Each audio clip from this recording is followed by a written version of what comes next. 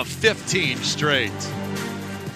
And welcome to historic Rice Stadium alongside Chris Maikoski. I'm David Salzman. Owls coming off their biggest win in 14 years. If you look at margin of victory, a 52-10 win over McNeese. Just how much of a litmus test is this tonight for Rice? Well, this is the first time they're playing a true peer. They went up to the Power 5 to take on USC to begin the season, and then last week it was McNeese, an FCS program, now playing another squad from the Group of 5. And you mentioned the winning streak. The Raging Cajuns are one of the best with that designation.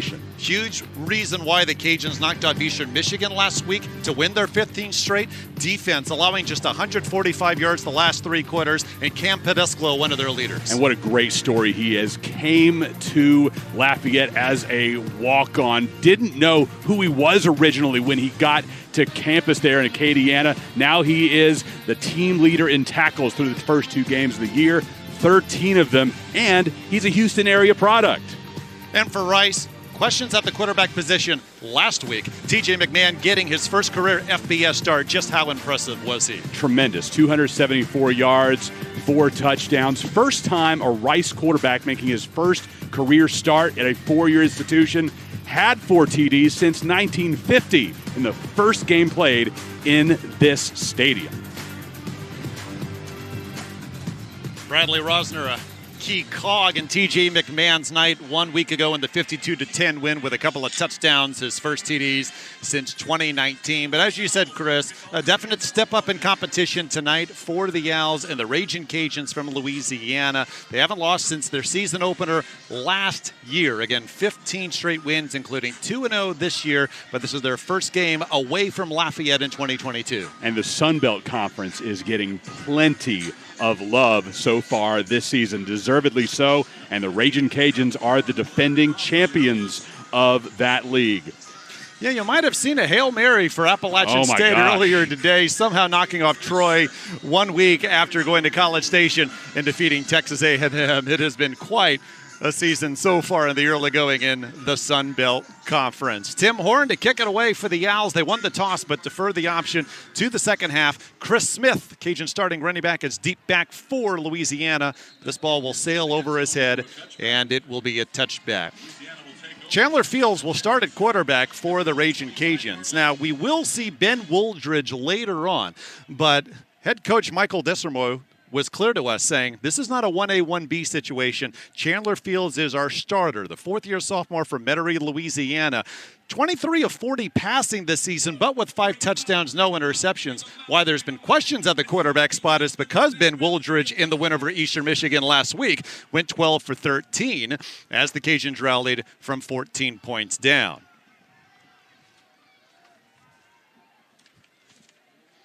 Handoff, and this is Chris Smith.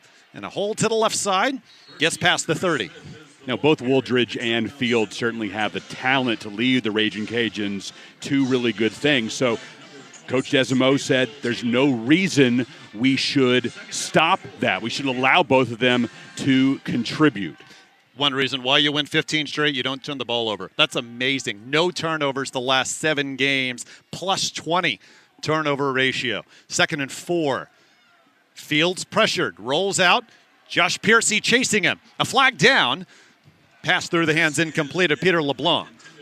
And just to follow up on that, the Raging Cajuns really good about keeping the ball. Last week, Rice was really good about taking the ball away. They forced 5 turnovers against the McNeese Cowboys. Holding. 2 of them Number interceptions, 65. 3 of those fumbles. Offense. 10-yard penalty. 2nd down. Carlos Rubio, the right tackle, junior from Alexandria, Louisiana, call for the penalty.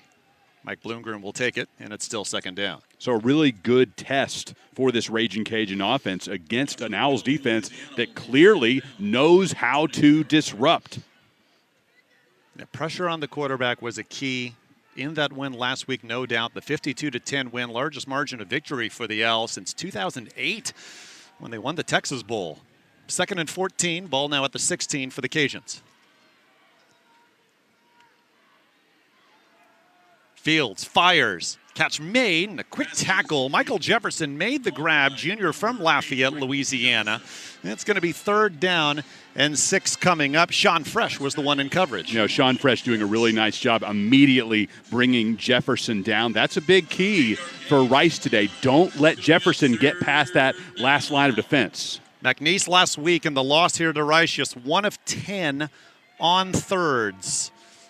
Cajuns here, just about an hour plus east of Lake Charles where McNeese is located, faces 3rd and 6. Blitz. Fields throws, LeBlanc bobbled it, and is that an incompletion? It is. Sean Fresh on coverage might have poked it away, and it's 4th down. Fresh has done a really nice job, again, and it's that disruption for Rice. He had a fumble recovery last week. This week, right on the potential pass catcher. And Fresh wanted 2 men back for Rice to receive this Reese Burns punt. His 5th season as the starting punter in Lafayette. One of the best in the nation, coming in averaging under 46 yards a punt. This is a good one, sending Fresh to the sideline from the 25. Slips free, reverses field, gets blockers in front of him. Fresh brought down past the Louisiana 40.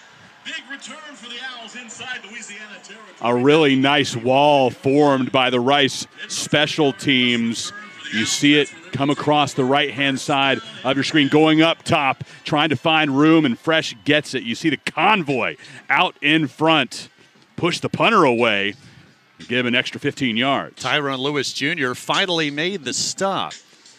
And so the Owls, again, coming off their largest margin of victory since 2008, and the most points scored in almost 6 full calendar years. That 52-10 win over McNeese. TJ McMahon and company have great field position from the Cajun 35. McMahon 20 of 25 passing in his first FBS start last week with 4 touchdowns. Handoff, Ari Broussard. Moves the pile forward. And a good effort to the outside, and they'll give him the 32. So a gain of 3 for the sophomore from New Orleans, 1 of 3 Rice players from the state of Louisiana. And you talk about that margin last week, 52-10, just huge. And it's against an FCS opponent, so what do you really draw from that? Well, Coach Mike Bloomgren said that it really feels good, and it's a mental health thing. Really improves your mental health when you win a game like that. And you look across the country, there were a lot of FCS teams beating FBS squads last week. 2nd and 7. Dean Connors in a tailback. McMahon, pressure, throws, and almost intercepted. It was through the hands of Connors. And then Caleb Anderson was the man closest there. Marcus Weiser was the man providing pressure for Louisiana. Yeah, the Raging Cajuns defense starting to lock down here, forcing Rice into a 3rd and long situation. This is a tough place on the field. Really no man's land. Rice doesn't have enough leg to certainly try and attempt a field goal here, so going to have to make their way down towards that marker to have any kind of opportunity for points. Yeah, Christian Van Sickle's long is 41. Bit of a wind at the back of Rice, however, but they love the first down here. 3rd and 7. McMahon lobs a pass, catch made, 1st down, but a flag is down. It is Bowden Gruen, the true freshman, tied in with the catch just shy of the 20, but this may be coming back.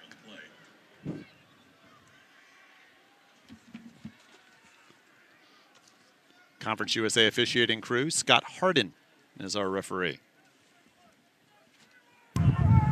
Illegal shift, offense, 2 men in motion prior to the snap, and both did not get set. 3rd down. It's a 5-yard penalty. So it gets pushed back even further, and you can see right there again, not set there as far as Luke McCaffrey was concerned, one of the offenders in that situation. Now 3rd and 12 from the 37. Plenty of red on the far side from us, visitor side of Rice Stadium, and a Chana defense. No shock there. The Raging Cajuns fans travel well.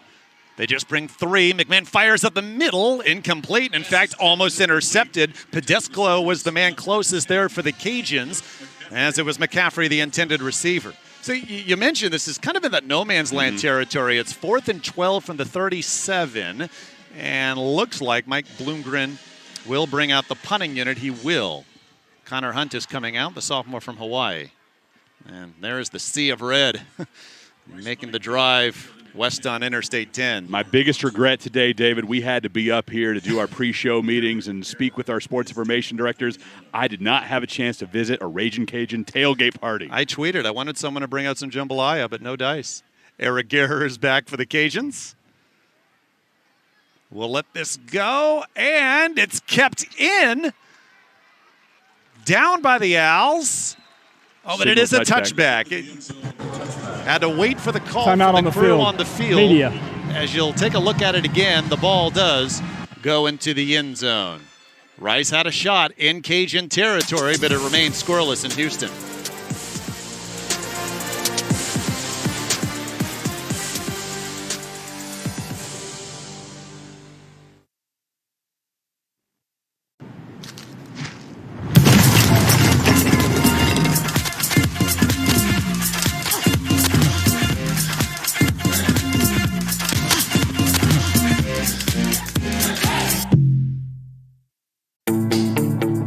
Today's pros need today's tools, and the Home Depot is here to help. With job site delivery to keep you on site and on schedule, and equipment rentals to make sure you can take on any job. Plus, when you join Pro Extra, you'll earn perks on every dollar you spend. Earn perks 4 times faster when you join. Register and use your Pro Extra credit card. New tech, new tools, new ways to grow your business, all at the Home Depot. How pros get more done.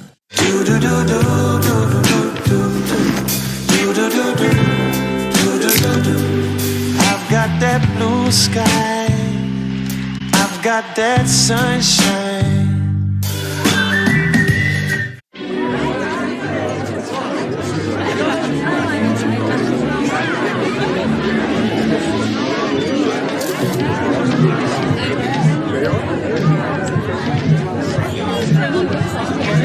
What we see online doesn't always reflect real life, but acting like it is or using drugs and alcohol to feel better sometimes makes things worse. If you're feeling down, talk to someone who can help. Visit talkheals.org to learn more.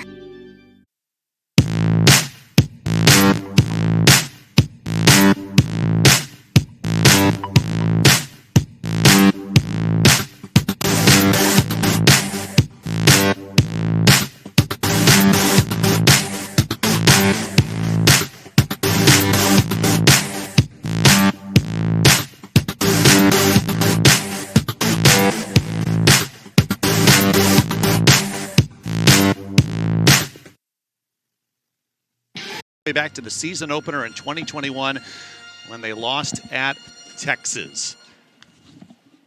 It's not just last year, sorry, Chris, that they've been awfully good. It goes back to 2019 as Billy Napier really made his mark in Lafayette before moving on to the University of Florida. And that consistency has been incredible. 4 straight Sun Belt Conference West Division titles. They won a co-championship in 2020 as far as the overall conference is concerned. Jacob Cabote cuts it outside. We'll see running back committees for both these teams. In fact, we could see 4 in the backfield for the Cajuns today. Jordan Dunbar finally made the stop, but Cabote, the Texas A&M transfer, the second back we'll see for Louisiana tonight. Yeah, and just to finish the thought, David, 2020 co-champions of the Sun Belt, 2021 outright Sun Belt champs. And again, this is now really regarded as probably the best group of 5 league in the country, and Louisiana has a chance to rep them well today. 2nd and 4, Fields at quarterback fires and a completion, though shy of the first down. A really good solo tackle made by Gabe Taylor, who had a pick 6 last week. Errol Rogers Jr., the third-year sophomore, making his 5th catch of the young season. Now doing a nice job waiting on that opportunity. 2 yards up to the 28. That's going to bring up 3rd down. 3rd down and 2. Cajuns just under 50% on their 3rd down conversions so far this year. Both their wins at home coming in, last week against Eastern Michigan, 2 weeks ago against Southeastern Louisiana. Heavy blitz, and there was early movement. This play ruled dead.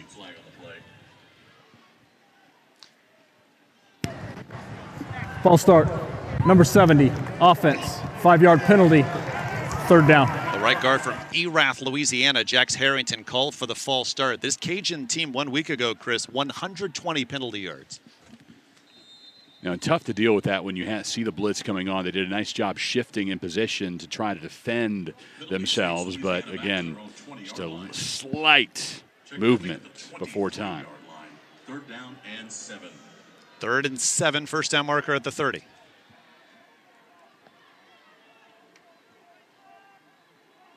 Play clock down to 4.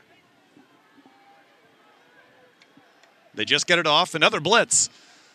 Fields with time. Going deep into double coverage. Picked off.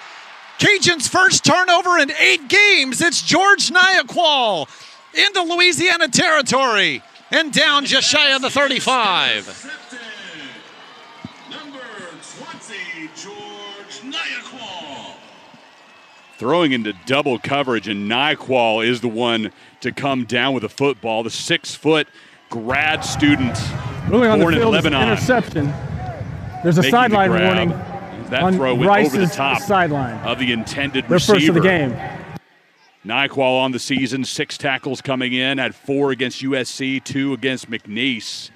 Last year, though, missed the final 7 games of the season after he'd had such a great start, David. So tough to see him have to leave, and now have such a strong beginning to 2022, picking up right where he left off when he had to leave the lineup. Yeah, great story. Coming back from injury, his 33rd career start tonight, and I'll say it again, the Cajuns' first turnover in 8 games. Owls in Cajun territory again for the 2nd straight time. They start this drive from the 38. Play action.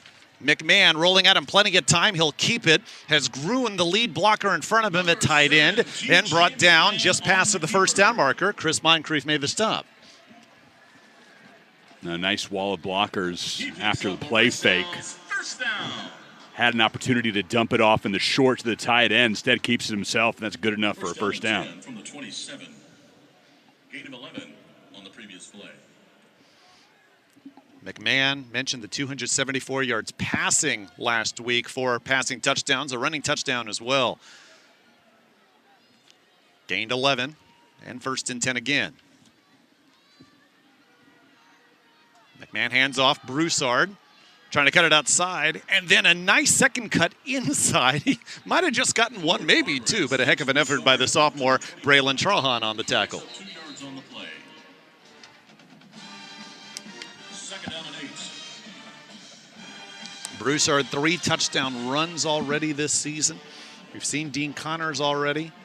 Expect to see Cam Montgomery, maybe Uriah West as well in the backfield for Rice. They were able to go 5 deep at that position in the blowout win over McNeese 1 week ago. Broussard still at tailback, 2nd and 8.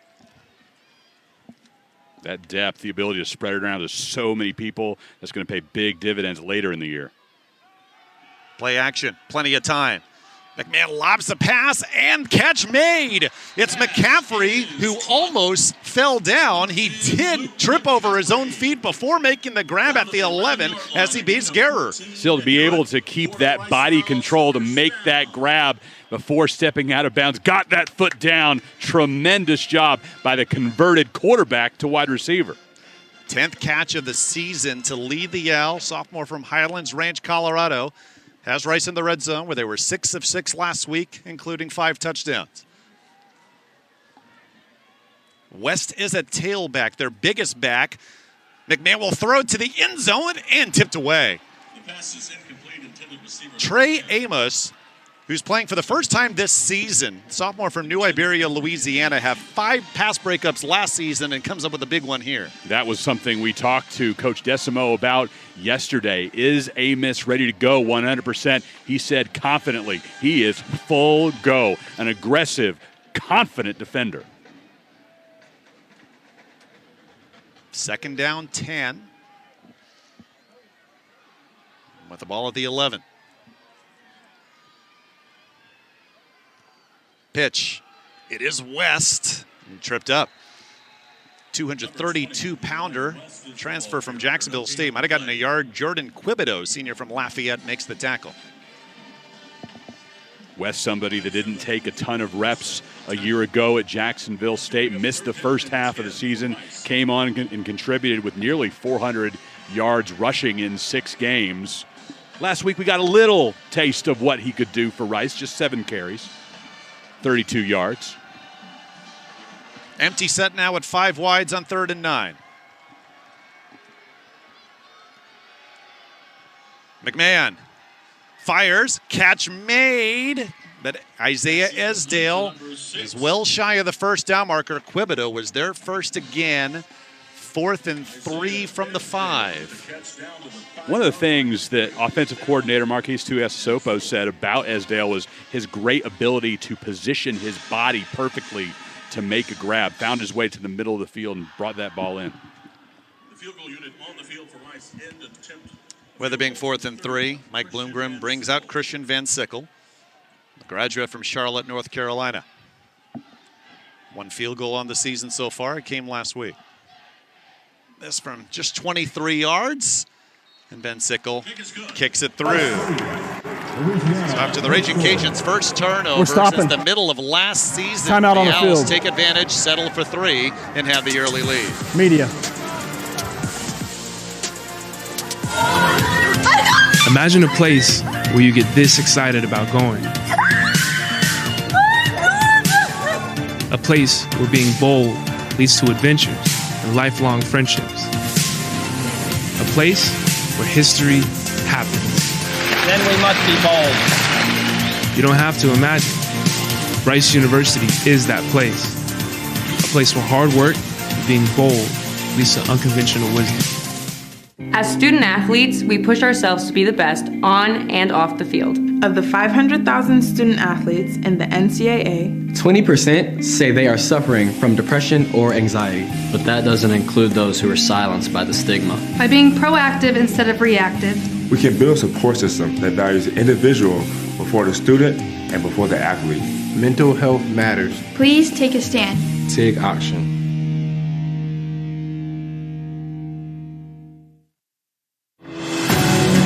Thank you, Ms. Basil. You are the one who pushed me to be better. Thank you, Ms. Jackson. You were the one who taught me perseverance. Thank you, Mr. Dunkley. You were the one who believed in me. Ms. Severance, you were the one who taught me learning can be fun. Thank you, Ms. Williams. You are the one who accepted me for who I am. Thank you, Ms. Jefferson, for never giving up on me. Teaching is the backbone of what makes this country great. I have so much respect for the teaching profession. Thank you, teachers. Thank you, teachers. Thank you. Thank you. Thank you. Thank you, teachers. Great teachers change lives. Go teach.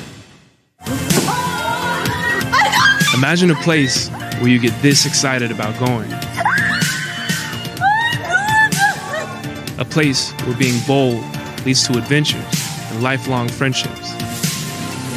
A place where history happens. Then we must be bold. You don't have to imagine. Rice University is that place. A place where hard work and being bold leads to unconventional wisdom. George Nyakwal's interception of a Chandler Fields pass that got this Owls drive started in Louisiana territory. Nyakwal's 6th career interception. Owls were able to get it to the Cajun 11, but they settled for the Christian Van Sickle field goal, 7 plays, 33 yards. Yeah, fairly consistent on that. They kind of shot themselves in the foot in a couple of situations, and that final pass to Esdale short of the goal line. The Louisiana defense was able to lock down and keep him just far enough away from pay dirt. Cajuns used to slow starts. Last week, they didn't score until the third quarter. They were down 14-0 to Eastern Michigan and scored 7 touchdowns in 7 straight drives. A touchdown in each of their 7 straight drives in the second half, and they won 49-21. Tim Horn's kickoff into the end zone. Louisiana will have it from the 25. Now, we expected Ben Wooldridge in drive number 3. Let's see what head coach Mike Disermo does here. And that was regardless of how Fields did on his drives, although Fields did throw an interception the last time the Cajuns had the football. And it will be Wooldridge. Fields is 5'10", Wooldridge is 6'3", junior from Pleasanton, California. Transfer from Fresno State, where he played in 5 games, went 12 of 13 last week with 2 touchdown passes in the come-from-behind win over Eastern Michigan. Snap to Wooldridge. Handoff on first down and wrapped up right away. Aiden Ciano, one of the Owls there, as Smith, the junior from Louisville, Mississippi, just gets a yard. Ciano, a sophomore out of Prosper, Texas, an all-freshman CUSA selection a year ago, and won the Lipscomb Award, which is selected by his teammates as the Owls' top player in that freshman class. That middle linebacker spot, there were some questions coming in. Antonio Montero transferring out, 200 career tackles, but Ciano and Chris Conti done a nice job in that position so far. Flags blow, the play did. Now the Owls moved before the snap, but they drawn off by the Raging Cajuns.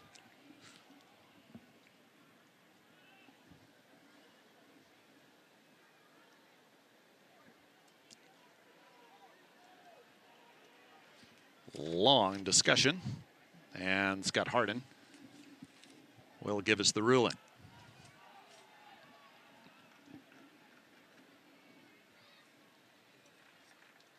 Looks like this will be on Rice. Reaction. 5-yard penalty, still second down. So the offsides call moves the ball up to the 31, second down and 4. Yeah, Quint Teetree called for this one, and you see just jumped in that neutral zone when the ball was snapped.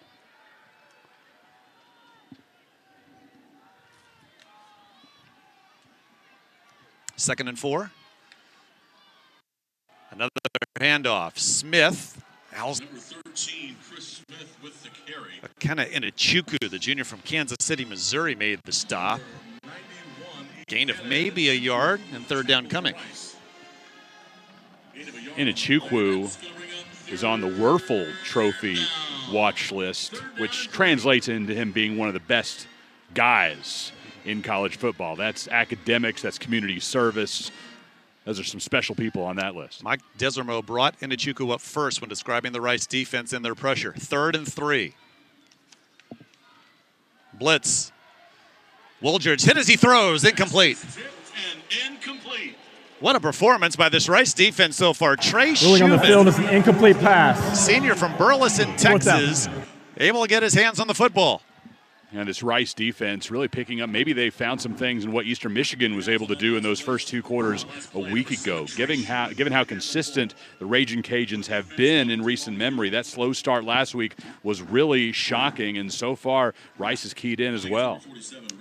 Schumann went right around the right tackle, James Ohanba. And another punt coming here by Burns, his second tonight. Fresh. We'll watch it go out of bounds. Rice will take over, first down and 10. Owls defense has done the job so far. Rice looking to break Louisiana's 15-game win streak. They're up with 5:32 to go in the first.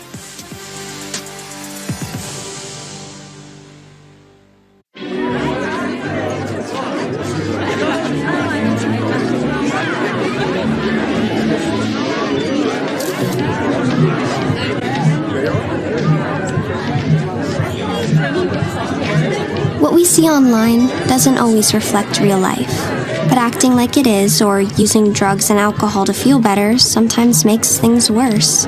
If you're feeling down, talk to someone who can help. Visit talkheals.org to learn more.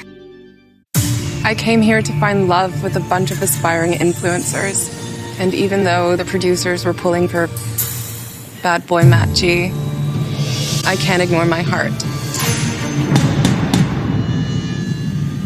Senor Snuffles. My bad boy days are over. I just need a good boy. Will you accept this milk bone as a symbol of my love? More dog. You just a good boy.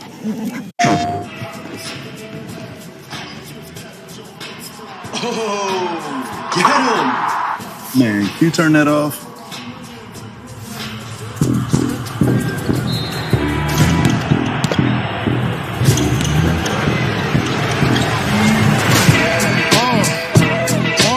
Guess game recognizes game, huh? Never lose, never choose to. Bruise, cruise, who? Do something to us. Talk, go through us. PlayStation.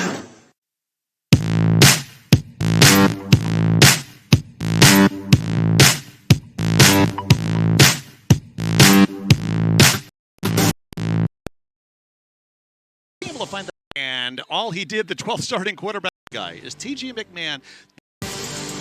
Stability for Rice at quarterback has been waning for the last few seasons, much of it due to injury and some due to just not being able to find that number one guy. Is T.J. McMahon the number one guy now? Now, he got the start last week in place of Wiley Green due to Green being hurt in the USC game. And all he did, the 12th starting quarterback for Rice since 2017, 4 touchdown passes. He also came on in relief in the season finale last season here against Louisiana Tech and led the Owls to a come-from-behind victory. He hands off on first down, and the Cajuns are ready for Uriah West. Jordan Quibido came in with 10 tackles on the season and has 3 already this quarter, a loss of 1. Well, for McMahon, you're given the opportunity. You take advantage of it. He certainly did last week against the Cowboys, but as we mentioned, that's not quite apples to apples. How he does tonight against the Raging Cajuns will truly show if this now can become his team. And obviously a different defense he's facing this week, versus last week. Coming in, the Cajuns allowing just 3 yards a carry. And after the loss on first down for the L's on the ground, it's 2nd and 11. McMahon to throw. Fires, and McCaffrey, the catch, hung on well with Caleb Anderson on him, the redshirt freshman from Clinton, Louisiana, setting up 3rd and 5. Is anybody shocked that Luke McCaffrey had a pretty easy transition over from quarterback to wide receiver? He's had a pretty good model at that position, wouldn't you say? Well, he's the Ed McCaffrey, his dad, now the head coach at Northern Colorado. Of course, great career with the Denver Broncos for many a year. And yeah, Mike Bloomgren says that the transition to wideout for Luke has been seamless. Also, he said he's too good of an athlete not to have an impact. 3rd and 5. McMahon fires, and a first down grab. Jack Bradley, the junior from Dallas, with the catch, and brought down at the 48 by Quibido. Was really impressed by what Bradley brought to the attack last week, bringing in a 17-yard touchdown reception late that put Rice up 45-7. This is coming off a year where he had the best season for a Rice tight end since 2016. 16 catches, 242 yards, and Coach Bloom is going to continue using him regularly. Fresh set of downs as the Owls convert on 3rd. First 3rd down conversion for either team today. Now an empty set, blitz coming. McMahon throws, McCaffrey the catch. Tripped up just past the Cajun 45. The Owls have been in Louisiana territory on all their drives. The offense looks in rhythm so far on this drive, spreading it around to several different spots on the field and to different players, and brought up Luke McCaffrey and his history. And again, his dad, a legendary NFL wide receiver, winning 3 Super Bowls between the Giants and the Broncos, and now making his mark as the head coach of the Bears of Northern Colorado. He had a pretty good quarterback throwing to him, huh? One John Elway? Time or two. A bunched up look at the top of your screen, and a quick throw, and intercepted. This could be 6. Caleb Anderson. Touchdown. The pass is intercepted. Number 11, Caleb Anderson with the interception and touchdown for Louisiana. The freshman from Clinton, Louisiana, reading that perfectly, got an extra step, and there was no catching him. Some speed on that defender from East Feliciana.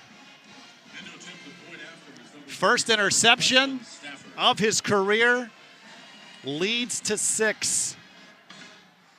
We mentioned how the Cajuns committed their first turnover since November last season in the first quarter here tonight. But now in the last 8 games, they have 21 takeaways. An opportunistic defense comes through. And despite the Owls having the ball in Cajun territory on all their drives, the extra point good by Preston Stafford. The Owls trail 7-3 late in the first. This after last week, Rice forced 5 turnovers and didn't commit any. That was the first time that had happened since 2020 when the Owls won in an upset over Marshall, and that's deflating, certainly. And as I mentioned, things felt really good on that drive to that point, in rhythm, finding receivers, doing a nice job spreading the ball around, and then just a bad one right there, looking at the receiver, and what a tremendous read by Anderson, getting in the way of that ball. That's not just instinct. That's film study. That's knowing exactly the tendencies of what TJ McMahon is going to do on a delivery like that. Yeah, he simply split Cam Montgomery and Isaiah Esdale for the pick six. So the Owls to get the ball back, but look, you win 15 straight, you're going to be opportunistic. 21 takeaways your last 7+ games. What a help to this Cajun offense going all the way back to last year. And the offense was good enough anyway. Levi Lewis, record-setting quarterback in Louisiana, over 9,000 passing yards in his 5 seasons. Touchback, leg of Thomas Leo. And now, how does TJ respond to that? And the overall, they'll have the ball for their own 25. Caleb Anderson, big game play. This timeout last week against Eastern Michigan, coming back with interception return for a touchdown. 2 straight huge plays on that D. When we asked Marcus Tuiasosopo, offensive coordinator, about McMahon as a player down for the Cajuns on golf, so at the moment, he described McMahon as not scared of the moment, how impressed he was, and seeing it in real time. I mean, certainly you had to come to the conclusion, even up here, how poised he is and how ready he was again for that moment. I don't think that pick six is going to rattle, although now the Owls with some early comebacking to do.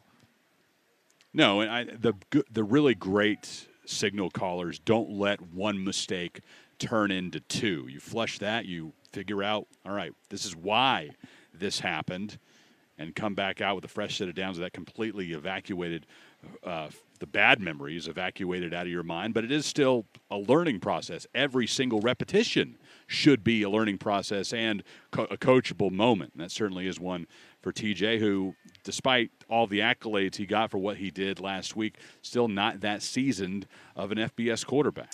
Well, we've talked about, and I know you mentioned early, what a run the Sun Belt Conference has had so far this year. Now, Louisiana doesn't have that, headline-making victory this year, if you will. They did they go could up later. They could. Going to Tallahassee. Well, true, and they went up to Ames, knocked off Iowa State a couple of seasons ago.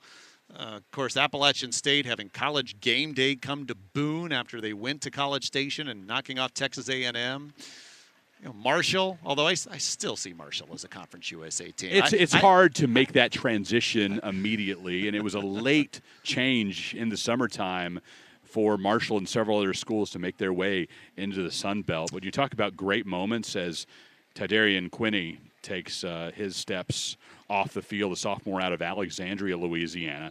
They almost had another huge one today as South Alabama was in the Rose Bowl taking on UCLA, and the Bruins come out on top with a field goal at the end of that one to win 32-31. Right. And Marshall, of course, going to Notre Dame and winning. Georgia Southern going to Nebraska and winning.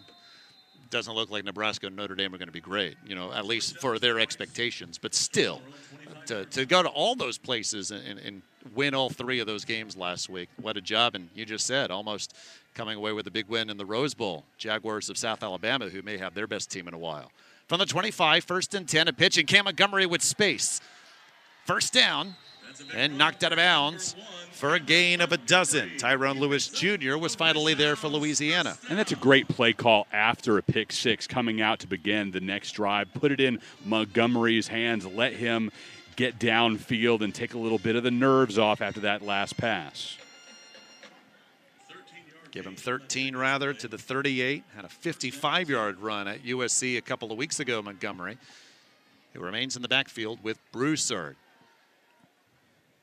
Already multiple looks for the Owl offense, no surprise. Montgomery gets the call again. Cuts it upfield and squeezes through. He's just 5'5". He can do that, a gain of 9. Montgomery got banged up a little bit in that USC game to begin the year, but Rice went to him early last week. In fact, the first play from scrimmage, but not too often after that. Just 4 carries, picked up a total of 2 yards against McNeese.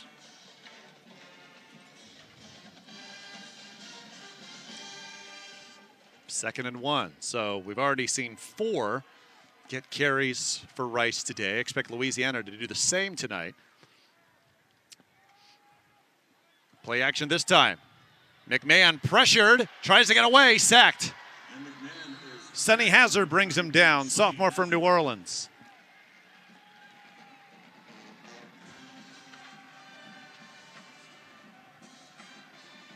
Hazard doing a nice job with penetration, able to push past and then find a gap in there. A little bit of hesitation because of the way that Jasper Williams was able to get in the backfield and join him, and that really allowed the Raging Cajuns to finish off the sack in the backfield. Loss of 5, now 3rd and 6. Blitz. McMahon hammered as he throws, and was that picked off? Yes! Second straight interception. It's Andre Jones, the senior from Varnado, Louisiana, coming away with a pick. He's a preseason All-Sun Belt Conference selection, moved to linebacker after earning All-SBC last year as a defensive lineman. Great transition into that role and contributing in a big way. Jasper Williams provided the hit. Did McMahon wait just a little too long because of that hit? That pass certainly looked altered coming out of his arm. Now the Cajuns with it from the Rice 44, and Chandler Fields is back in at quarterback. Threw an interception last time we saw him on the Cajuns' second drive. Terrence Williams is at tailback from the L46. Handoff, and Williams stacked up. A parliament of L's there. Trey Schumann, one of them their first.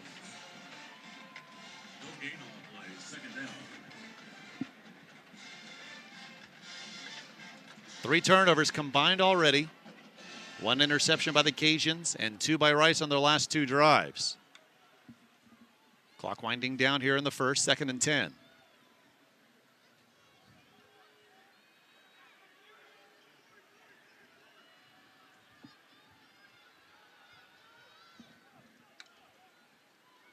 Handoff again. Williams right there and throwing him down. Blake Banish, redshirt freshman from Needville, Texas, who had 1.5 sacks last week. Comes up That's the end of the first quarter. One of the strongest players in college football, showing it right there. A champion power lifter in the great state of Texas. Fun first quarter. 3rd and 10 coming up for Louisiana when we return. 7-3 Cajuns.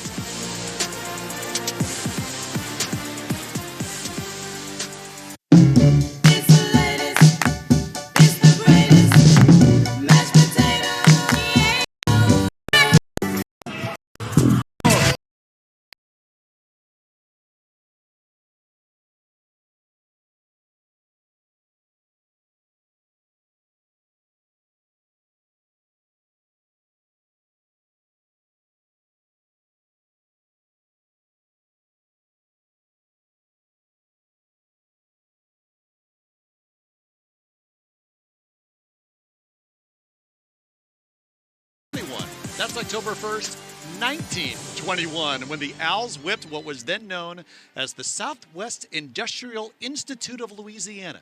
54-0 at Rice Field, which is where now Holloway Field is, that hosts Owls track and field and soccer. Rice field goal got him on top of the Caleb Anderson pick six, has Louisiana up 7-3 despite not having a first down in the first quarter. They're ahead because of that defensive play. They have it 3rd and 10 from the Rice 46. And a handoff, and breaking to the outside is Cabote, a first down and more. On 3rd and 10, a gain of 20. Sean Fresh finally made the tackle. And Cabote's somebody who finally figured out who he wanted to be as a Raging Cajun. Started as a running back, switched to receiver, then back to running back this season. A really unique skill set. His brother Caleb is a linebacker for Louisiana. Cabote gets the call again. You can see why he went to Texas A&M first. I mean, he's got good speed for a man 221 pounds. He's able to gain 5 on that first down run. We had a really nice chat with Mike Decimo yesterday, and talking about Caboti, said that he was worried a little bit that he would be a jack of all trades but a master of none. So in the spring, decided they needed to make a decision. It's either receiver or running back, and Caboti thought running back was the best fit. 2nd and 5.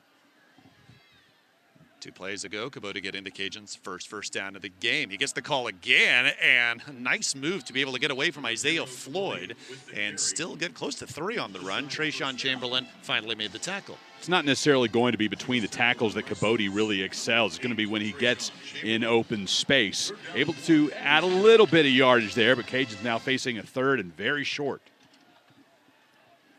First down marker of the 21.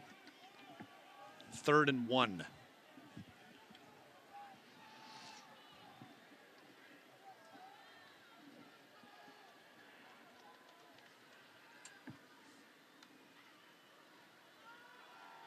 Fields fakes the handoff, and he'll fire to the end zone. Catch made, but out of bounds. Errol Rogers Jr., a heck of a grab, Dribbling on the field, but couldn't get a foot pass. in. Tremendous athleticism to lay out and grab that ball. I think our replay will show you what we thought with the naked eye. No way he was going to stay in bounds, well outside the marker. But, man, he laid his body out right there, David. Tremendous. And I think no surprise. When you're going for the end zone on 3rd and 1, it's because you're in 4-down territory, and Mike Desormeaux keeps the offense on the field. Home side of Rice Stadium getting as loud as they've been in a while, wanting a stop. 4th and 1.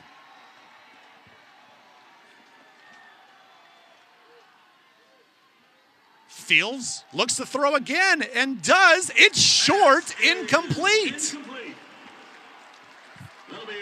Passing on 3rd and 1 and 4th and 1. Timeout on the field. Media. Mike Desormeaux rolls the dice after Jacob Caboti had 2 good runs to begin the quarter. And yet the Cajuns turn the ball over on downs. Rice will have it when we return.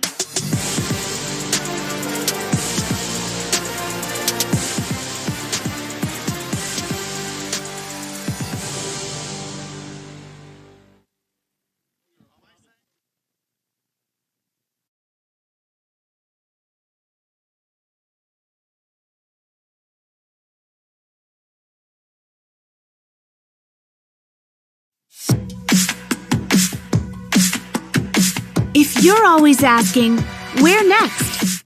Capital One has the travel card for you. Venture X. Earn 10x miles on hotels and 5x miles on flights booked through Capital One Travel. Plus, receive premium travel benefits like access to over 1,300 airport lounges. Find your where next with Venture X. What's in your wallet? Guys, I got a game today. I need a ride. But it's only Saturday. Exactly. Oh, yeah. College kid. Who took my helmet? Ready. Where are my socks? I need more club. Have you seen my pads? Fashion. I'm coming, Baker. So where are we headed this week? Texas. Texas. Road trip.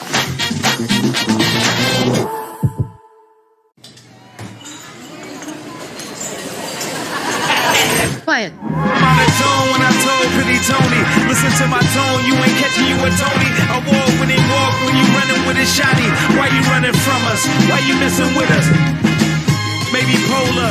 You ain't ready, ready, roll up. Pull up machete, cut the bamboo paper. Let's roll out, baby, loud. Frankie.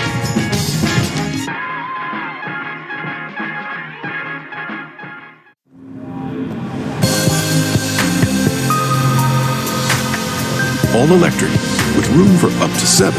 It's the SUV electric has been waiting for. The all-new EQB from Mercedes-Benz.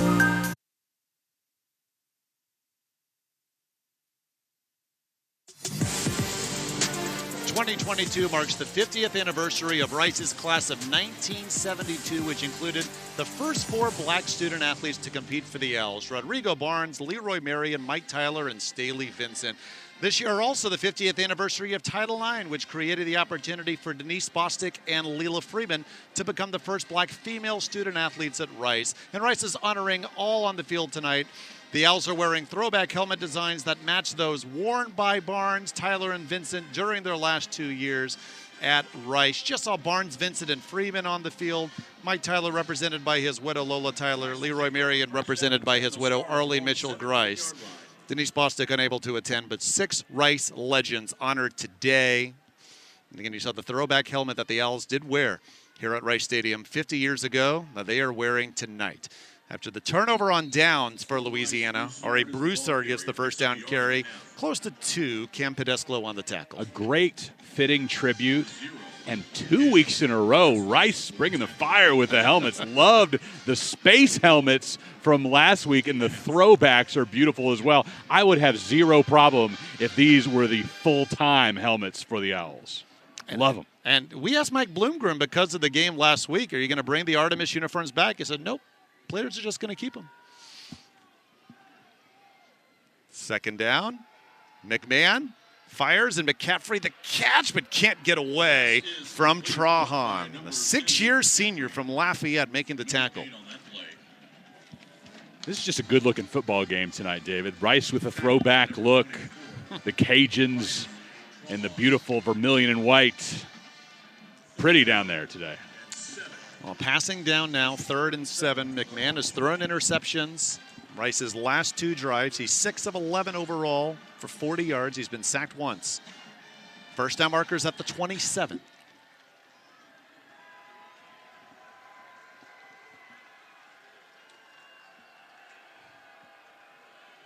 Blitz. McMahon finds Rosner. First down. Slips 2 tackles almost. He did get a few more yards after Brandon Bishop just tripped him up. And if not for Bishop, maybe Rosner's still going down the sideline. And that's a tough one. You want to gain a few more yards off that. Just could not quite keep his balance. But Rosner, another player that was really impressive last week, a couple of touchdowns, 101 yards receiving, and will continue to be a regular target for this Owl offense. And there are his numbers again from last week against the Cowboys, the senior getting the job done. Missed the 2020 year, it was the COVID year. He opted out, injured in the season opener 1 year ago. Great to see that game 1 week ago against McNeese.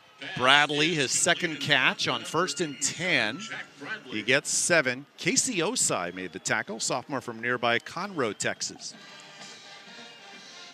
Coach Mike Bloomgren thinks that Bradley right now is playing at an all-conference level, thinks that he's the most dominant blocking tight end that he's seen on tape anywhere this season. Not just the opponents that he's been scouting, but just watching college football. Doesn't think anybody can top him in that category. His catch makes it 2nd and 3.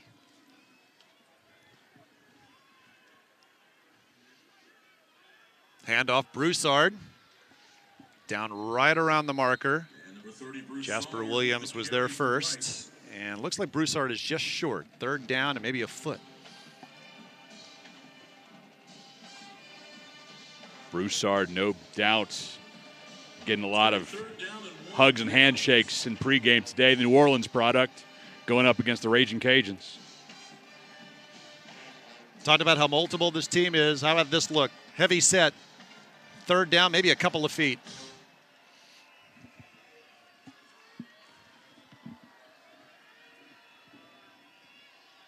Broussard, 1st down and more.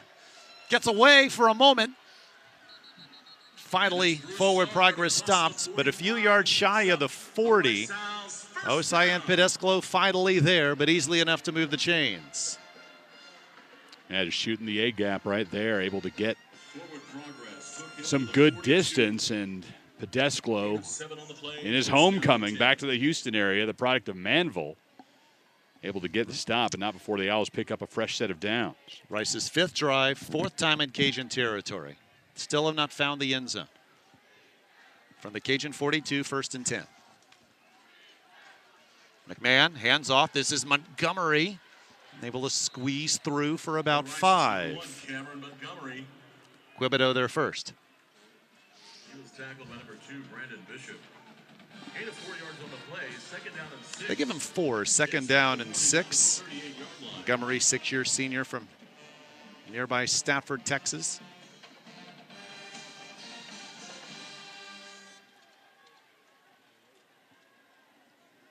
Both these teams are on 50 yards on the ground so far. Rice easily the lead in passing yards, but down because of the pick six in the first quarter by the Cajuns. Second down. McMahon throws open, and the catch made more. This is McCaffrey. Broke a few tackles and brought down past the 25. Love that burst of speed that McCaffrey brings after he picks up the catch, and he's able to pick up a significant amount of yardage, brushing off the tackler and adding another 15 downfield. Able to get by Bishop and Quibido, another stop, but not before the gain of 16 for McCaffrey. This is an impressive drive, started deep in Rice territory. Now a couple of yards shy of the red zone.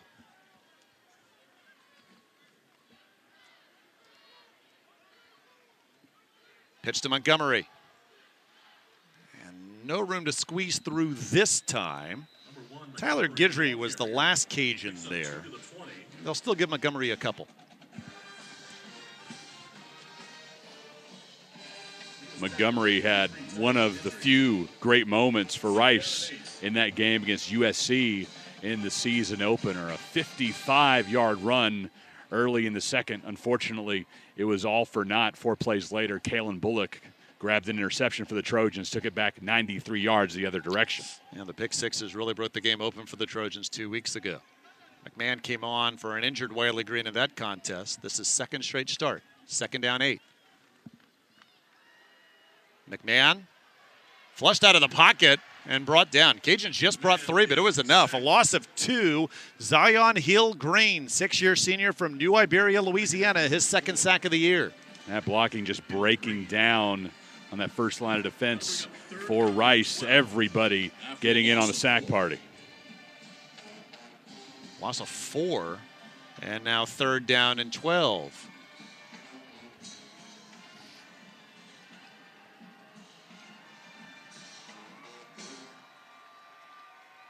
First down marker at the 12.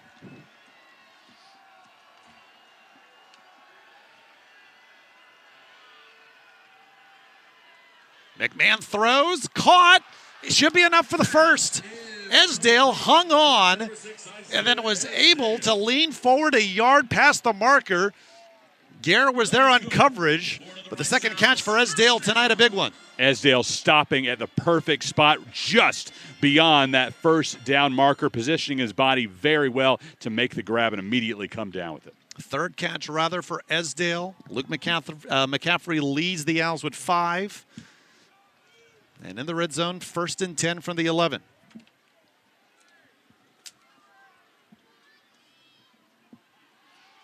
Handoff. And McCaffrey brought down just past the 10. Inside the 10, down to the 8. And apologies, the keeper for McCaffrey.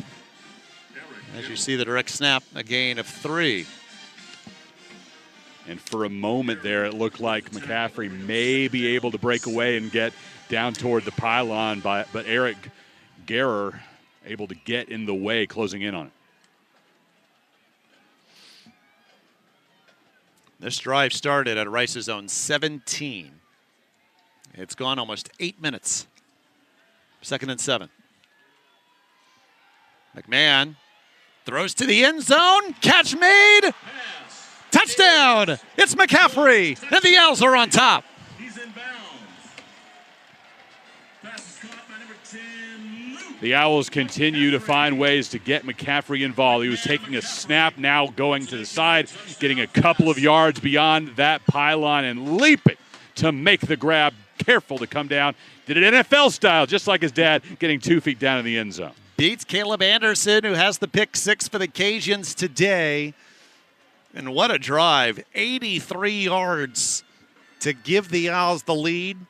McMahon's 5th touchdown pass of the season. McCaffrey's 1st touchdown catch of the year. Christian Van Sickle on for the PAT.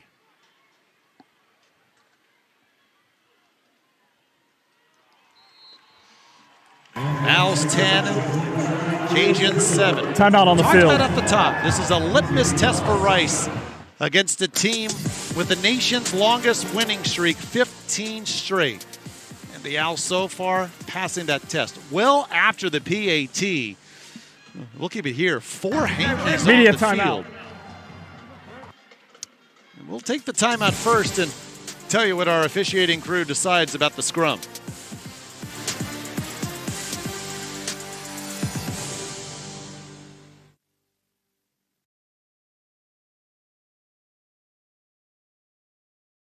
Makes different styles and designs. We love how Custom Ink makes the process simple with their easy-to-use design lab, expert artists ready to help, and unbeatable customer service.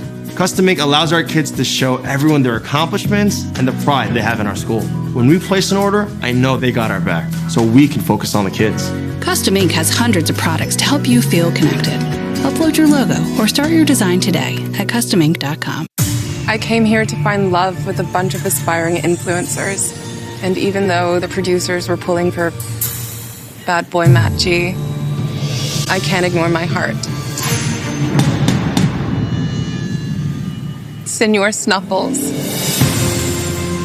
my bad boy days are over. I just need a good boy. Will you accept this milk bone as a symbol of my love?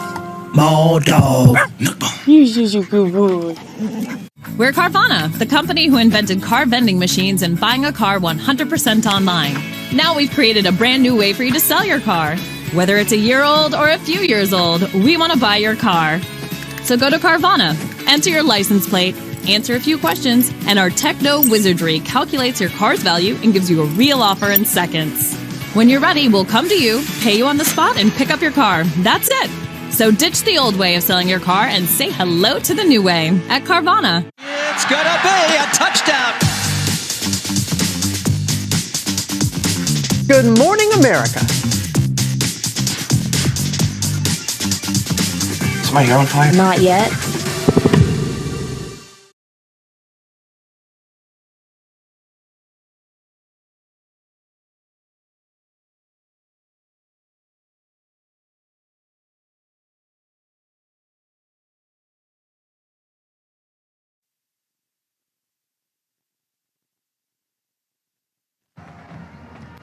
After the play was over, there are fouls by both teams. Unsportsmanlike conduct, number 98, defense, his first of the game. Unsportsmanlike conduct, number 52, offense, his first of the game. Those dead ball fouls will cancel. So Braden Nutter for Rice, Andre Landry for Louisiana.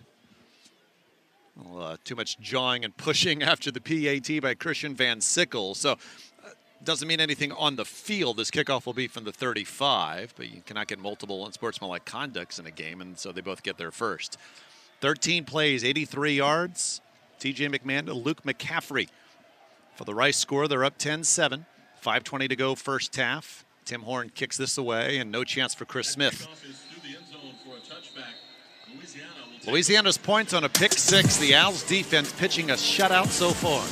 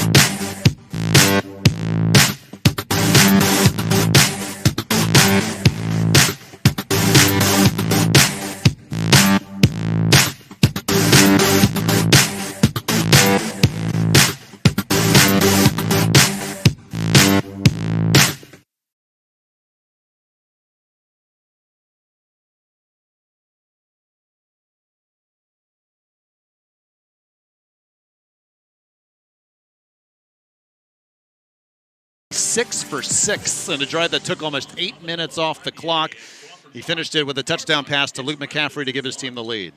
Coach Dewey Asasopo talked about how every game is a test, and really every snap, every drive for TJ McMahon is. And may have had a low grade on a couple of those throws, but certainly came back and put together an A+ on that last drive. 10-7 Rice with Chris Mykoski. I'm David Salzman. Ball at the 25 for the Cajuns with 5:20 to go in the half. Chandler Fields at quarterback throws. And his big tight end, Johnny Lumpkin, his first catch.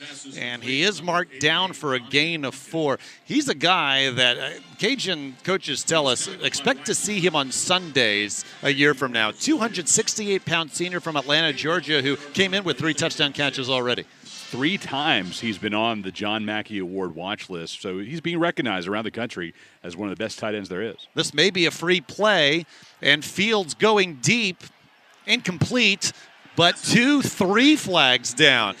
This is interesting. Michael Jefferson thinks he was held by Sean Fresh, and Fresh is saying this is on Jefferson. I thought perhaps Jefferson took a grab of Fresh's shirt. Let's take another look. Well, I think Fresh actually had his arms around Jefferson. This is going to be on number 1. There are 2 fouls by the defense. Offside in the neutral zone at the snap, 98. That penalty is declined. Pass interference, number 1. 15-yard penalty, automatic.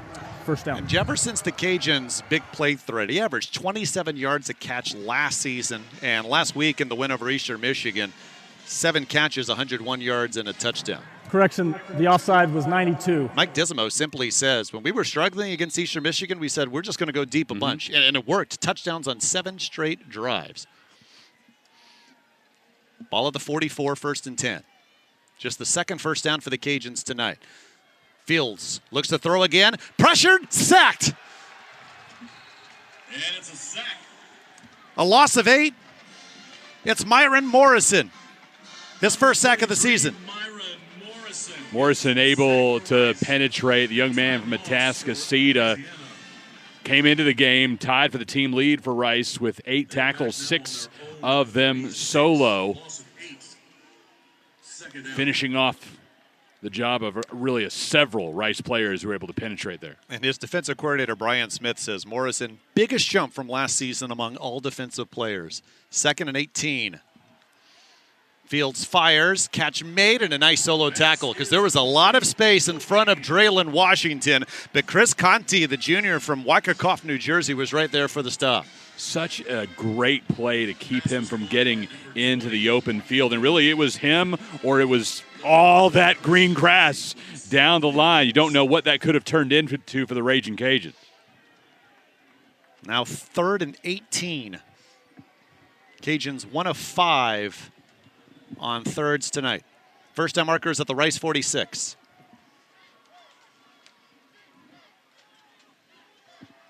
Owls just bring 4, provide pressure, and the pass incomplete. They were setting up the screen for Smith, but the pressure meant Fields had a rush. Yeah, Smith really didn't have an opportunity to catch that ball, delivered way too quickly while he was off balance, but it was forced. They had to attempt that play, and maybe Smith is able to keep his feet and keep that ball in his person, but instead, Raging Cajuns will have to send it away. Louisiana has 57 total yards. Now, last week, they had 76 yards in the first half against Eastern Michigan, 376 in the second half. Maybe they're a second half team. But 4th and long, and Burns to punt. Flag down. Rugby-style kick to Sean Fresh from the 14. And the Cajuns are there. Fresh brought down just shy of the 20. Pedesclo on the tackle. We'll see what the flag is all about.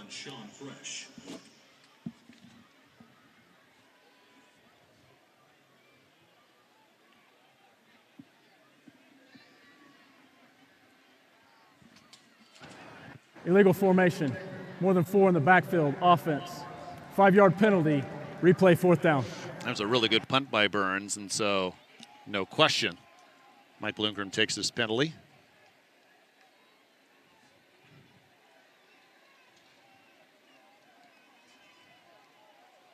And now you've got a group of special teams players for the Raging Cajuns who are gassed after that last one and certainly have a much better opportunity to advance the ball downfield if you're the Owls. Owls should get this ball maybe with just over 3 minutes to go in the half, but they do have all 3 timeouts. Burns, one of the best punters in the nation. 46 yards of punt coming in. No rugby style this time, and this is a boomer. Sends Tyson Thompson back from the 14. Able to get past the 20. That's a great job by Burns, Time though, out on the field. to not give Rice good field position. Patrick Mentz's tackle means that the Owls will start just ahead of their 20 when we return.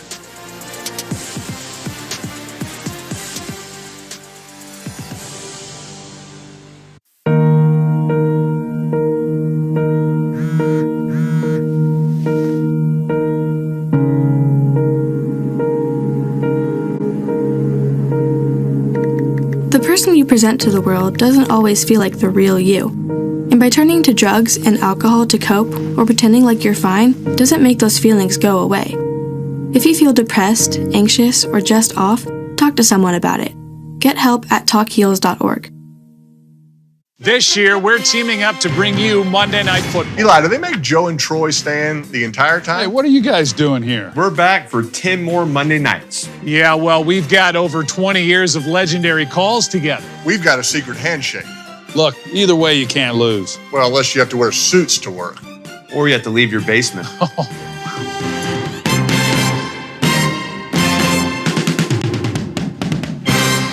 Nice. Very nice.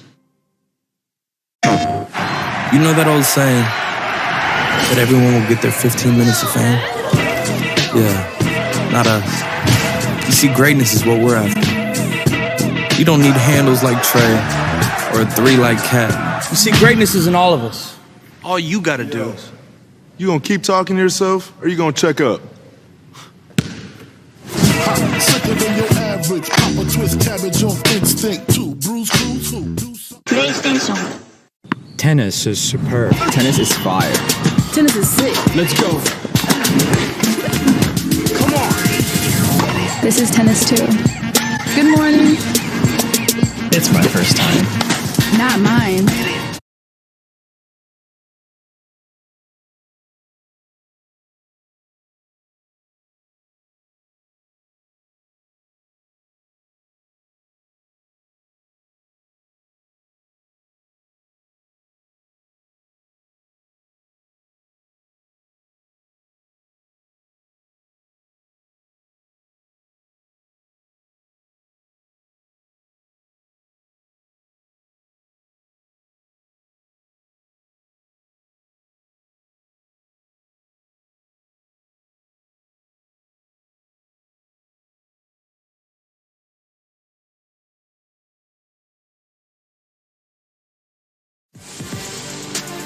Raging Cajun Suite here at Rice Stadium. It's Dr. Joseph Savoie in the middle wearing the striped button-down shirt. President of the University of Louisiana at Lafayette. But of course, when you talk about their athletics teams, they are Louisiana. The Raging Cajuns, 15-game winning streak.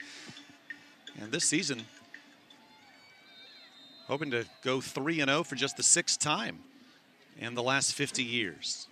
But the nation's longest winning streak. Rice looking to break it up 10-7. 1st and 10, and that pass is intercepted. And getting away is Nigel McGriff. It's the 3rd McMahon interception. McGriff is down past the Rice 20. Under 3 minutes to go, Rice with a 3-point lead, looking for a solid drive before the halftime break, and instead straight into the hands of McGriff when trying to get it out to Jack Bradley. And just no opportunity there, stepping right in the way. I'm not sure what TJ was thinking delivering that ball. Just simply didn't read him. I mean, that's a 271-pound defensive lineman going back in coverage of Jack Bradley. And still quite a catch, too. Had to spin to make sure he kept it in his body. And now Louisiana looking for their first offensive points tonight. Have it at the 17. It is Fields at quarterback. Ben Wooldridge has just had 1 series for Louisiana today. 1st and 10.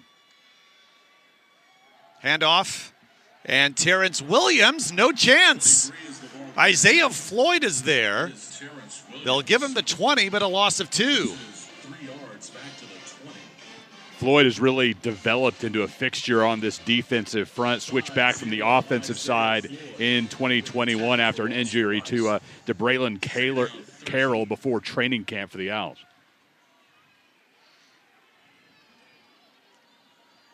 Both teams 3 timeouts left.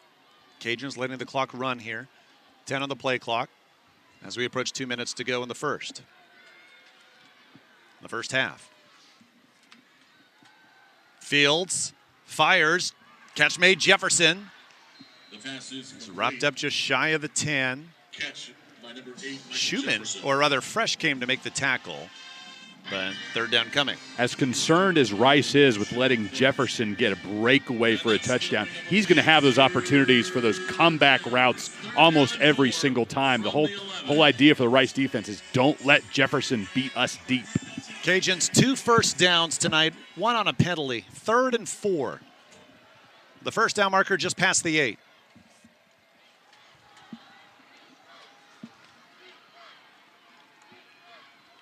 Blitz. Fields head as he throws. Man open. Touchdown. It's Williams that gets behind the Rice defense, and the Cajuns on top. Williams running his route, and he's there perfectly. That great touch on the ball. What a tremendous pass, falling backwards right there at the goal line. Williams able to bring it in, and the Raging Cajuns, barring a quick drive put together by the Owls, they will head to the locker room with the lead after forcing a turnover deep in Rice territory. All of the Cajuns' points off turnovers. And most of the stat sheet will lie if Louisiana goes into the locker room with the lead. But it's a defense that has forced 23 turnovers in the last 7.5 games, 3 tonight. Preston Stafford's PAT is good, and it's now 14-10 Cajuns. Now Rice is still all 3 timeouts left. 1:24 to go, but obviously turnovers are the story in the first half, Chris. Yeah, and look, you mentioned the stats. We'll look at them in more detail at halftime. But right now, the Owls' net total yards, it's 155 to 74. Rice out in front, but it's all about those turnovers, especially happening deep in their own territory, and that has been the issue throughout this one. That's the reason Louisiana has that 14-10 advantage. We asked both coaches, said, give us a unique key to this game. Turnover is always a key. Give us something else. And both coaches just went back and said, it may be this or this, but it's going to come down to turnovers. And both coaches knew what they were talking about, and that has been the difference. George Nyakwal had a pick for Rice in the first quarter. Louisiana's only turnover their last 7.5 games. But again, the 3 interceptions by Louisiana's defense, the difference. And then that great throw by Fields as pressure was coming to give his team the lead. Thomas Leo to kick it off. This is returnable. Breaking to the outside, Cam Montgomery, or rather Juma Otoviano, is able to get it past the 25. Campadesclo, another special teams tackle. You and I have been very fortunate to call a lot of football games for ESPN networks over the years, and we always chat with the coaches in the week leading up to the game. Maybe one time in 50 does a coach not mention the turnover battle when we talk about what the keys are going to be for the game coming up? I try to get something different, and I should probably give up. It usually does come down to turnovers. From the 28. McMahon flushed out of the pocket, gets away, and stays on his feet. Gets a couple. Hill Green makes the tackle. Clock continues to run. And now I believe Rice wants to call timeout. They're going to. This clock is still running. It's an old scoreboard here. They're going to add some. Rice will take their first time out of the half. Seconds to the clock. Please reset Rice, the 2 timeouts clock left. to 1 minute, 8 seconds. I believe that one was replaced during the offseason. There is a new Dextronic scoreboard on the south side. Okay, well, the plugs are old here. So much history here. We honored JFK 60th anniversary of the moonshot speech. And there's the new board. There you go. The 60th anniversary was Monday. And of course, they honored it with those uniforms.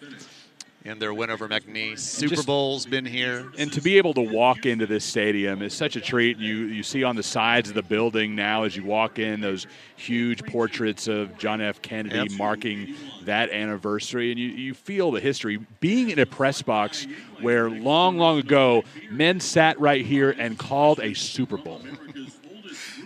And they have improved Rice Stadium for this season. Walls surrounding the playing surface are now brick. Saw the south end zone scoreboard, new lighting, new seating in parts of Rice Stadium. And there will be a phase 2 of improvements that could be announced in the fall. And they're overdue. This is a great spot, but there needs to be some touch-ups here. McMahon to throw, and boy, threads the needle. That was almost the 4th pick, but McCaffrey is able to make the catch. And for the 5th time, the Owls are in Cajun territory at the 49. I was wondering how conservative Rice would be in this final drive if they'd be content to go to the locker room with a score as is, but right now coming out and passing the ball all over the field. Flags are down as this catch made by McCaffrey at the 38. Gain of 11 pending the flag. Illegal Amir substitution. McDaniel on the stop. Defense, 12 on the field at the snap. That penalty is declined. Result of the play is a first down. TJ McMahon and this offense has proved they can move the ball. Can they finish? That's the question here. From the 38, under a minute left. Al still 2 timeouts remaining. And flag down. Right side of the line move. This will come back 5 yards. False start. Number 76, offense. 5-yard penalty. Second down. So John Long, redshirt freshman from Kentner, Texas. Correction, first down. That's an incredibly hard job on that side of the line when you see a rusher coming in unimpeded. How do you not break your stance? You have to hold that, one of the toughest jobs in football. 1st and 15. Cajuns just bring 3. Swing out to Connors. Wisely goes out of bounds. Shy of the original line of scrimmage, though. Might have gotten 3 as Williams chased him out.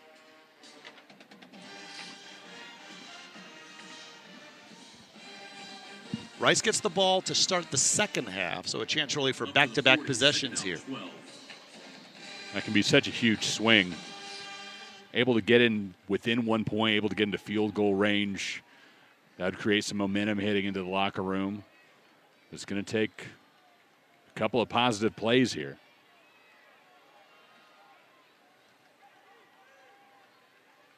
Second and 12.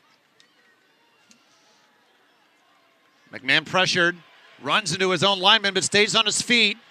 And to the middle of the field, look out. McCaffrey was closest there. Chris Moncrief provided the pressure. I think that was Pedesclo. One of the defenders, Brendan Bishop, also close to the football.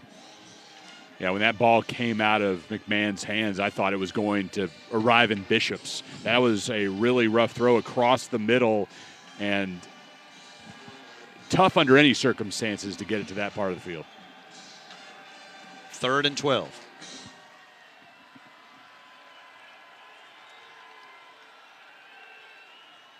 McMahon throws, man open, catch made, a first down. It's Kobe Campbell, his first catch of the night and just the second of the season as he beats Guerrer and McDaniel. A really great delivery there. You see a triangle of Raging Cajun defenders coming in on the pass catcher. Perfect placement by McMahon to keep driving down the field. Rice gets will them to the take their 25-yard line. 32 seconds. seconds remaining in the half. And now that Rice will be down to just 1 timeout, I believe, David, after that one's called. Second they've used this half. Ball will be at the Cajun 25. Total yards are 207 to 74 in favor of Rice. And TJ McMahon is 15 of 22 passing. That's 68%. Has the touchdown pass.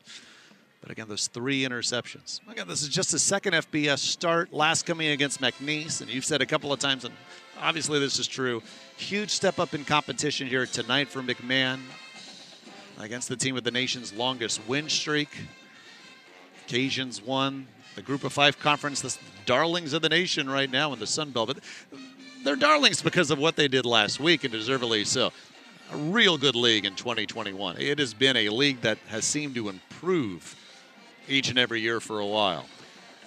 Well, the Sun Belt Conference taking a hit tonight as Marshall, now not in the undefeated realm. We'll talk about that in just a moment. Yeah, they beat Notre Dame, though. 1st and 10 from the 25. McMahon fires down the sideline, and Esdale was out of bounds anyway. That is incomplete. Clock stop, 27 seconds to go. So coming off of that win over Notre Dame, the biggest since they've moved to FBS, Marshall falls to Bowling Green in overtime, 34-31. Bowling Green came in 0-3. Yeah, they lost to Eastern Kentucky from the FCS last week.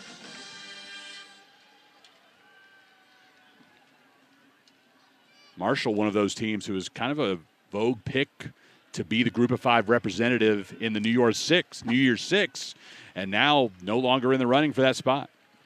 Houston won't be a representative now. Rice's opponent next week lost to Kansas. 2nd and 10.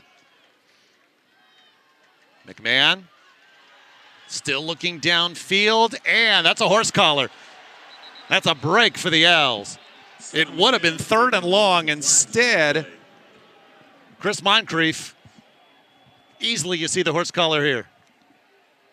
Yeah, that's a dangerous way to try to bring a man down. And clear cut. Yeah, he had his left hand up there first. Then you saw the replay. He released it pretty quickly and brought McMahon down by the shoulder. Maybe not as clear cut as we thought. Discussion continues. Now Scott Harden will tell us. Personal foul, horse collar tackle. Number 6, defense. Half the distance to the goal from the previous spot. Automatic first down. Cajun fans don't like this, but ball is moved up to the 12.5.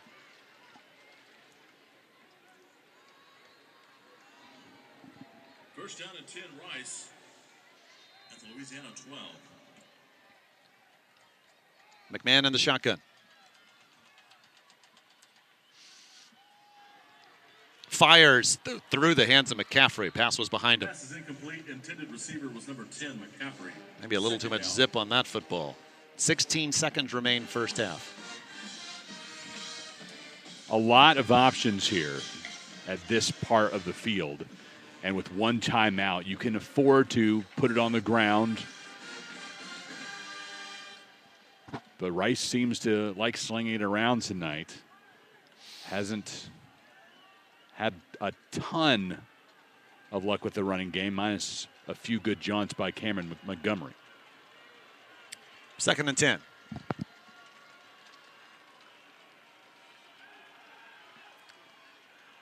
McMahon again flushed out of the pocket.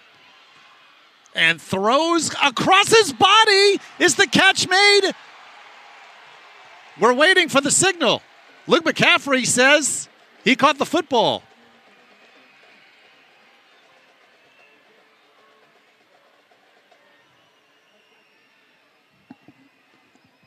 No clear indication from this officiating. This is ruled incomplete. Yeah, let's take another look.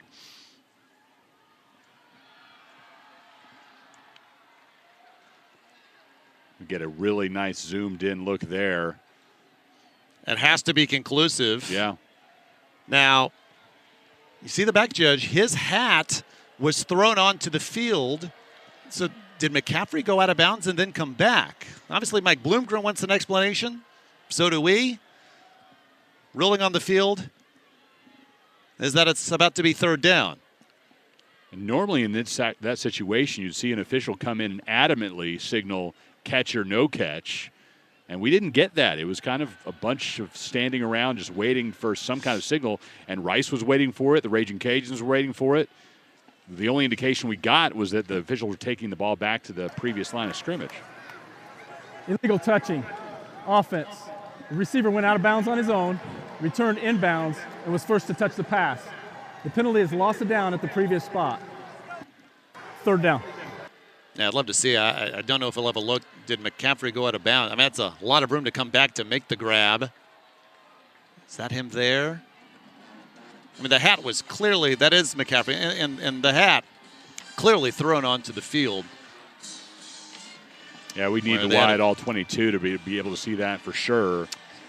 So it's 3rd and 10, but 5 seconds to go Christian Van Sickle comes out for the field goal, 31 yards. Cajuns have all 3 timeouts left. Will they try to ice him? And the answer is yes. Timeout, Louisiana, their first of the half, 30 seconds. Van Sickle, 23-yard field goal earlier tonight. That gave Rice a 3-0 lead. Louisiana's first trip here to Rice Stadium in quite some time, and we've mentioned the upgrade so far. New scoreboard in the south end zone. Got to have a fridge, right? It's a marked improvement. Brick. We're talking about the brick wall. New seats in the flight decks here. The new suites that include seats, TVs, and a fridge, right? I think we know what they're putting in that fridge. New lighting on the concourses. And, of course, last year we had the new playing surface installed. Man, that's a nice aesthetic look, the brick around the concourse here. And, again, looking forward to seeing the new announced improvements that are planned for Rice Stadium. Could come in the fall. Of course, all this aligns with the Owls moving to the American Conference next year. Louisiana will take their second timeout of the half, 30 seconds. Try to keep track of all the changes, but the American adding big markets more than anything else. It wasn't necessarily about athletic track record with a lot of these schools. I think it was they want to be in the biggest cities they can penetrate into, and Rice being here in the city of Houston with the Cougars departing the American filled that void perfectly. And now Rice has a lot of motivation to make some important changes to their facilities, not just football, but really all across, to be able to keep up and compete in what should be a much tougher league in several different sports. As you're saying that, Brandon Verrett, our spotter, has discovered that TJ McMahon is coming onto the field. So after Mike Disimo took 2 timeouts, look, I thought maybe at first, and I know McMahon's the holder, I thought perhaps maybe they try to run one quick play, but instead field goal try still to come, or do we get another timeout? 31 yards. Van Sickle kicks it through. And the kick is good. And Van Sickle makes a signal to the Cajun sideline, saying, just meant I got to think about it more. That's a fun first half, but the Louisiana defense is the story. 3 interceptions, including a pick. History happened.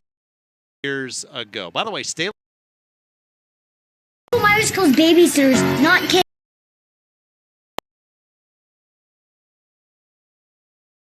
Favored the Raging Cajuns were coming to Houston. Winners of 5th. You on earn perks, sports, get more. The Boogeyman. Rated R.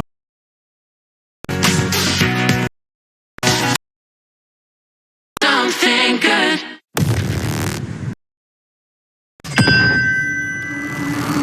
EX Type S. A new era of premium performance. Joseph.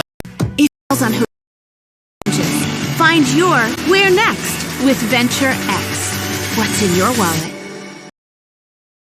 Campaign. Rice at Houston, battle for the Bayou Bucket 1 week from now on the campus of U of H. But first, Owls looking to break the nation's longest winning streak. Thomas Leo will kick it away for the Cajuns as Rice will get the ball first. An Owl offense that had 207 first half yards. TJ McMahon went 15 to 24 passing, but with the 3 picks, sacked twice and under pressure quite a bit. Juma Otoviano deep back for the Owls, and lets this go over his head for a touchback. Houston had to deal with a lightning delay of over 60 minutes today as they got a monsoon-like downpour, and then the lightning came in as well. And then when they came out of it, Kansas ends up winning 48-30. So the Owls will get a very angry Cougar ball club next week. Jayhawks 3-0. Remarkable. Haven't seen that for a while. Yeah, remarkable the job being done in Lawrence. Luke McCaffrey, 8 catches. More than half of the completions, or the receptions rather, for the Owls so far tonight. Play clock down to 3, 1st and 10 as McMahon takes the snap. Quick throw, and he finds Rosner with the catch, who stays in bounds and gets a couple of more yards because of it. Eric Guerrer on the tackle, but a gain of about 7. Gain of 7 yards on the play. It'll be second down. Rosner last week got it done early in the second half as well. 2-play scoring drive from McNeese, and then Rice immediately matched it, a 75-yarder from McMahon to Rosner. That's the second catch of the game tonight. 2nd and 3.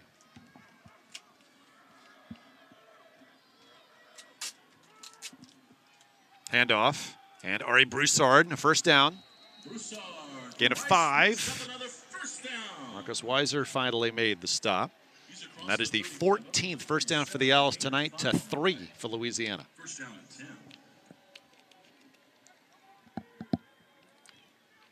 Like to see how much Rice is going to spread the ball around here in the second half to their different rushers. Montgomery getting 4 carries in that first half. Broussard 5, and now with 6 on the day. Haven't seen much of Uriah West yet, just 2 carries. Owls averaging 3.5 yards a rush so far, but that includes the 2 sacks. Another carry here, and good patience, Broussard, as he dashes past the 40. Gain of 4. Love that intellect, being able to, most runners think, I just need to get there as fast as I can, but sometimes the quickest way to get where you want to be is to wait for a moment.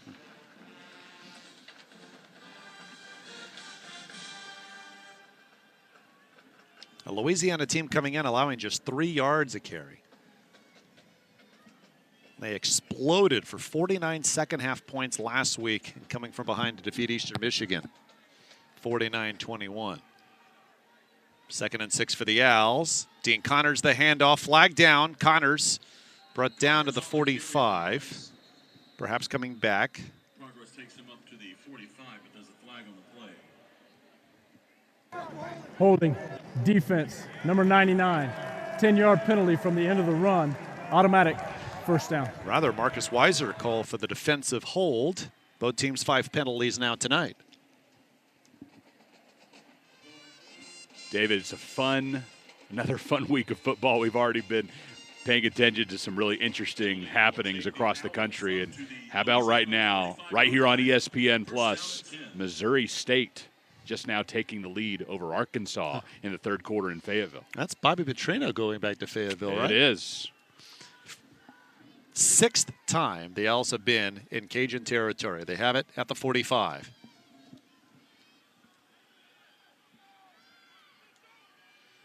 McMahon handles the snap. Connors up the middle. Got close to 3. Braylon Trahan there first for Louisiana. He's to the 43-yard line.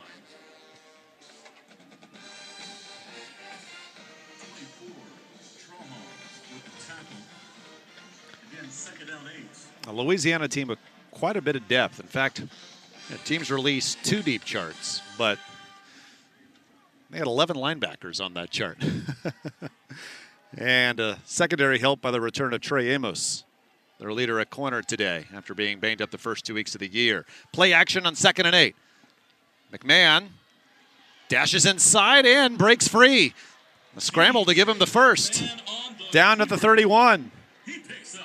Kendry Gant finally made the tackle, but I think it was McMahon being able to get by Andre Jones. McMahon's had a hard time delivering balls on target at times tonight, but you really can see exactly what this coaching staff loves about his game and the ability to pull it down and run for big yards. It's the first drive of the half for either team. Rice began at their own 25 and now at the Cajun 31, 1st and 10.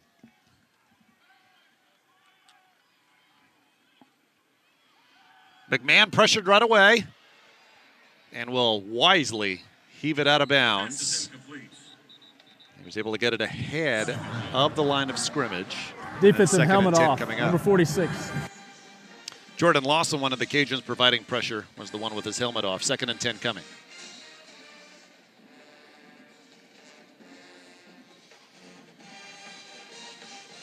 Jason Metko is the sideline reporter for Rice Radio, and he was able to talk to Mike Bloomgren at the end of the first half. And when he brought up T.J. McMahon, he didn't really mention the 3 picks. He said that offensive line has to give him some help. And right there, Cajuns with the pressure right away after the snap. 2nd and 10 now.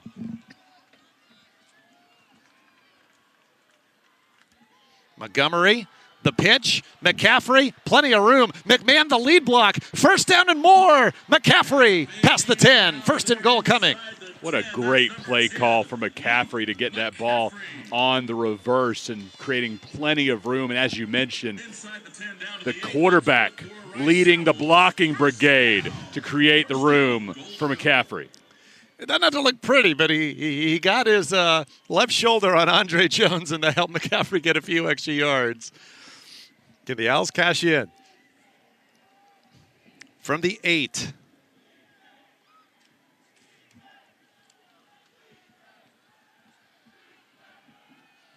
McMahon and Broussard was able to get the handoff and did not have a knee on the turf, and he's able to get it just past the 5.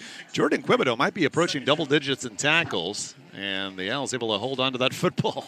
As soon as that ball hit the ground, you look back to the other drives where Rice was not able to finish, and you think, danger, danger. But Rice able to, and he should be down right there. These down. Previous play is under review. And immediately as we say it, they're bringing the official replay into to work here. And no doubt this will be a loss on the carry by Broussard. By the way, Quibido 8 tackles to lead the Cajuns. And this should not take too long. Knee down, ball in between the 12 and 13.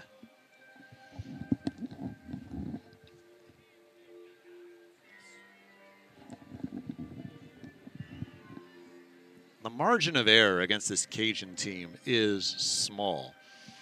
It's a team that's +9 in turnovers this year. We've mentioned this plenty of times because it is so pertinent. They committed their first turnover in 8 games earlier tonight, but in that span they forced 23. And even those little mistakes, it's obviously not a turnover, but really a slip more than anything. Mm-hmm. It just feels like things like that can mean so much more in a game like this, going up against a Louisiana team that really does not beat themselves. Well, considering what the Raging Cajuns did in the second half a week ago, this drive is so critical for the Owls. Have to get 7 on the board right now and really take advantage of every opportunity they get when they get deep into Raging Cajun territory, because I don't anticipate that happening a ton here in the second half when we know the Louisiana offense is going to get itself churned up. As you mentioned earlier, they may be a second-half team considering what they did a week ago against EMU. No points in the opening 2 quarters, 49 in the third and fourth combined. After reviewing the play, it's been determined that the runner's knee was down with the ball at the 12-yard line. It'll be 2nd down. I'm honestly surprised that it took that long to recognize it as soon as we saw the initial replay. And this is exactly what the officials would have seen on their initial replay as well. I think it's pretty clear cut. Yeah. Loss of 4. Ball. Well, the nose of the ball, they actually give him the 12. But, again, 2nd and goal coming out for T.J. McMahon and the Owl offense. And you mentioned Quibido getting in close to double digits. They take that tackle away, so now he has 8. McMahon with time this time to the end zone, open, touchdown. It's Rosner. Rice. Touchdown Rice, number 2, Bradley Rosner. Back of the end zone, Rosner ends up finding himself all alone. Watch him run the route and a nice skinny post up the middle and finds a gap clearly between those 2 Raging Cajun defenders, and that ball is delivered perfectly on target. The Owls 2 drives for touchdowns tonight. 83, and that one for 75 yards. We're early in the third. An extra point puts Rice up 6. But it looks like Mike Bloomgren is going to decide to go for 2 here. The ball is on the left hash, and Mike Bloomgren wants to see his team up 7. An empty set for McMahon. Cajuns bring 3. He fires, tipped, incomplete. Pedesclo was the man at just 5'8" to be able to break up the pass from McMahon. But the out touchdown puts them up in front for the third time today, 19-14. Cajuns will get the ball for the first time this half when we return.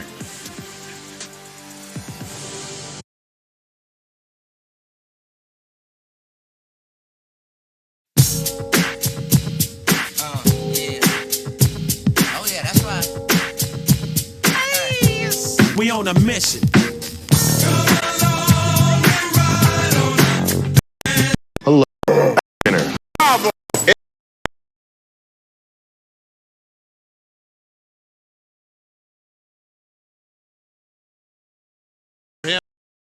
The Cowboys, and tonight the competition is much steeper, and they are up to the task to this point, 19-14, the Rice lead. And you know, we've seen horns down get penalized. Was that a couple of L's down for Rosner there? I thought he was pointing to the Rice on his jersey. Okay, all right.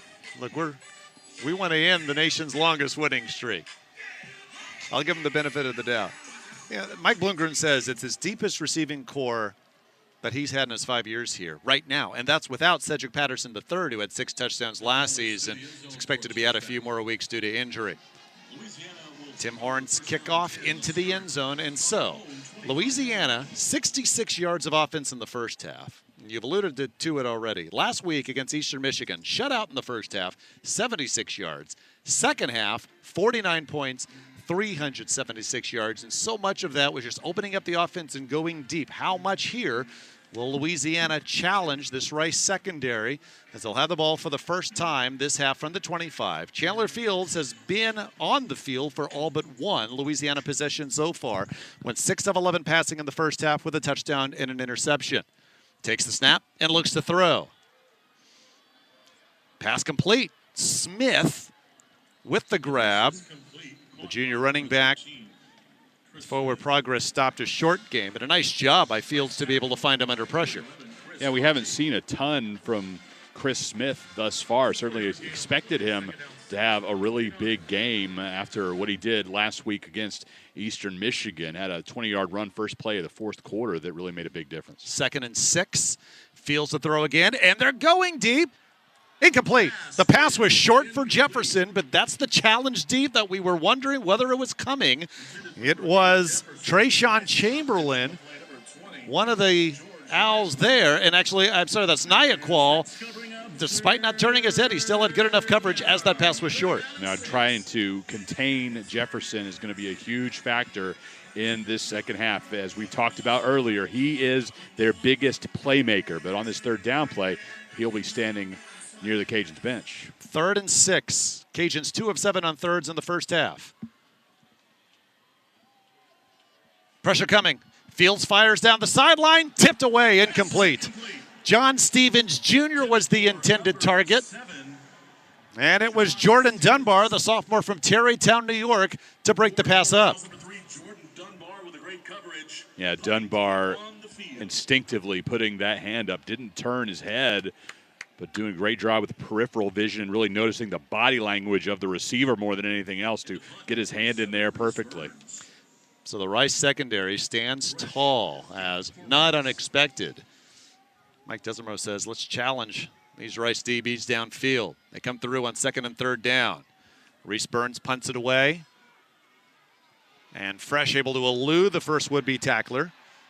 Nice return past the 30. Owls took the lead on their first drive of the half, and some extracurricular activity here on the Louisiana sideline. 2 flags. Well, after the tackle was made on the Louisiana sideline. Keep it here, get the flags first before we go to break. Now, ball is marked at the 30 line. Fresh return.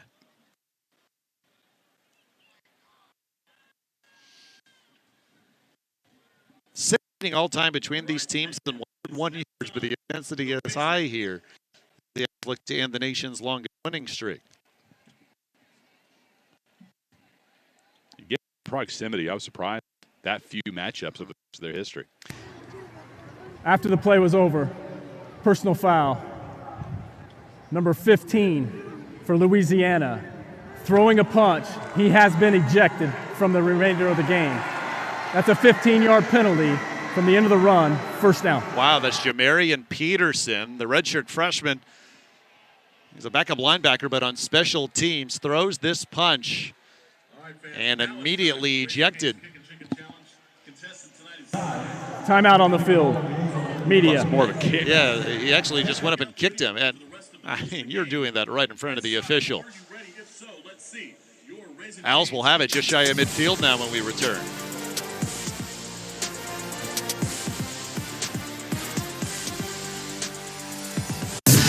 Sunday Night Baseball, Sundays at 7 on ESPN.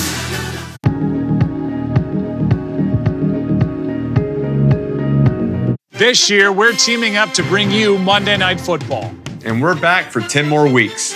Either way, you can't lose. Well, unless you have to wear suits to work. Or you have to leave your basement. Nice. Very nice.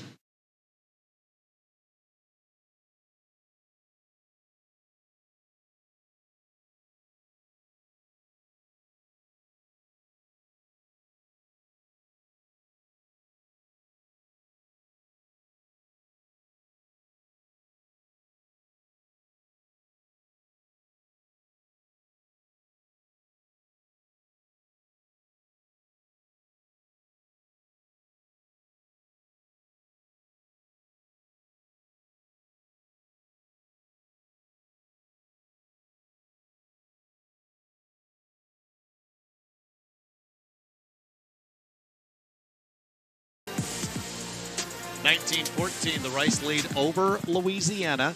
Owls got the ball to begin the half, marched 75 yards. T.J. McMahon to Bradley Rosner with the touchdown pass to give the Owls the lead. And after a really silly unsportsmanlike conduct penalty by the redshirt freshman Jamarian Peterson, just kicking Sean Fresh on the Louisiana sideline in front of our officiating crew. Instead of the Owls having it from their own 31, they'll start this drive, Chris Makoski, from their own 46. And we mentioned that the Raging Cajuns had that huge second half last week against Eastern Michigan, but they did not score on their opening possession. Got one big pass play and then had to punt it away after that set of downs. Ended up scoring on their next 7 possessions after that. 1st and 10, Uriah West gets the first down carry and just got back to the line of scrimmage. Sophomore from Hammond, Louisiana, Tyrone Lewis Jr. was one of the Cajuns there. Just the 3rd carry of the day for West, and that'll finally give him some positive yardage. Hadn't got back to the line of scrimmage on, well, this time he barely gets there as well. So three carries, no yards right now for West. Owls 98 yards on the ground tonight. Cajuns 32. 2nd and 10.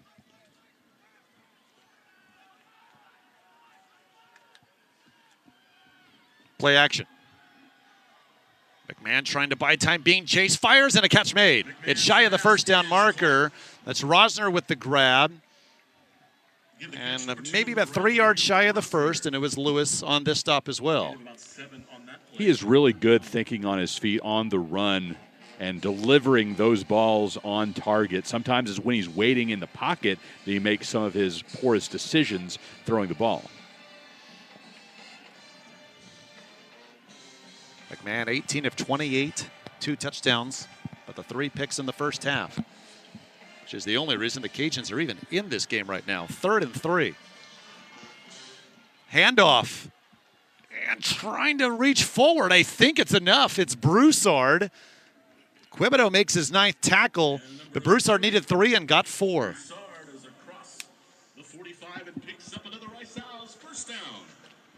It's now pretty well even between Montgomery, McCaffrey, and Broussard as far as rushing yardage for this Rice team. Montgomery leads the way with 28, McCaffrey with 26, and Broussard up to 25 after that rush.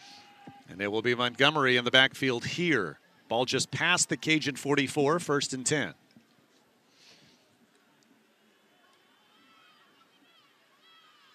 Montgomery. Just that quick cut is enough to get him good yardage. Close to 5. Jones and Williams there for the Cajuns, and there's the 5'5", 6-year senior Cam Montgomery.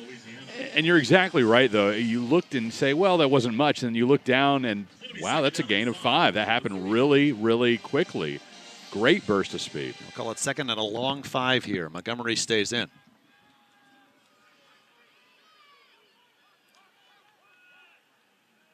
Five, but man, does he get up from that turf with some toughness and attitude on that face. Blitz. McMahon. Thrown down, but he gets a gain out of it. You know, Clay Servant did a good job first on the blitzer Brandon Bishop, and then as McMahon scrambled, Bishop came back to make the tackle, but still 3rd and short coming up. Yeah, this is a position where it may be 4-down territory for Rice. Could try the coffin corner punt here if you're not able to get it, certainly outside of field goal range at this point. First down marker is in between the 33 and 34. 3rd and a long 4 for Rice. McMahon in the shotgun.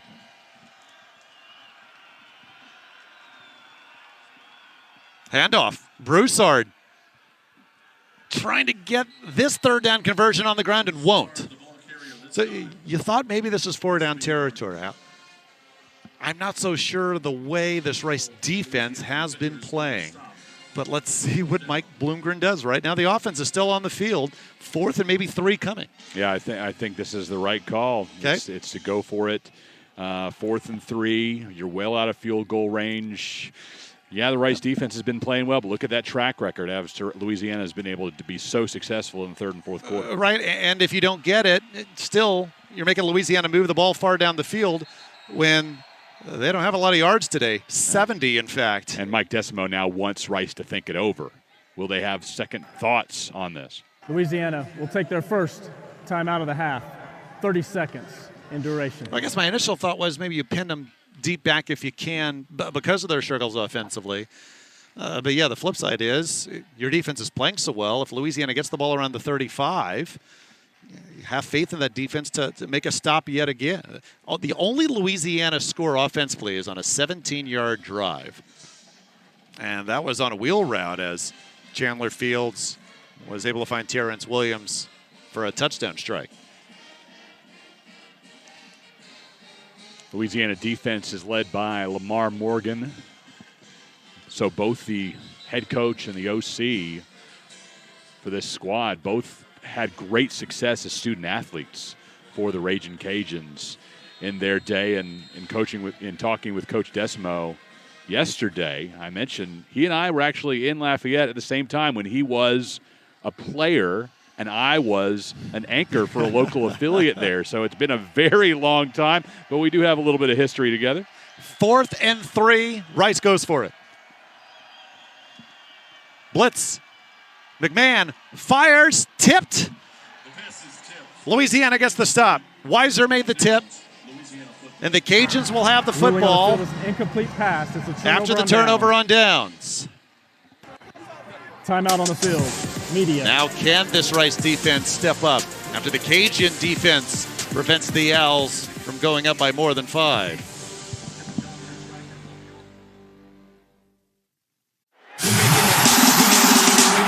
Back to Benzema. 1-0 to Real Madrid. Siempre somos los dueños del juego. Billones, billones, empezamos de cero.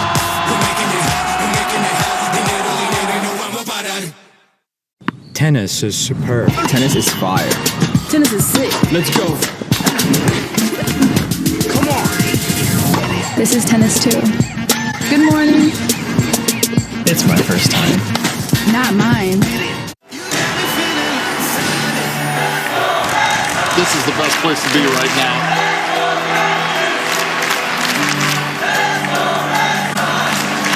Crowd on its feet. You got me feeling like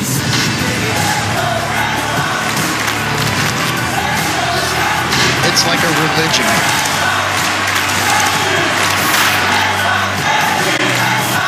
Here it comes, the rivalry on Sunday Night Baseball. This year, we're teaming up to bring you Monday Night Football. And we're back for 10 more weeks. Either way, you can't lose. Well, unless you have to wear suits to work. Or you have to leave your basement. Nice. Very nice.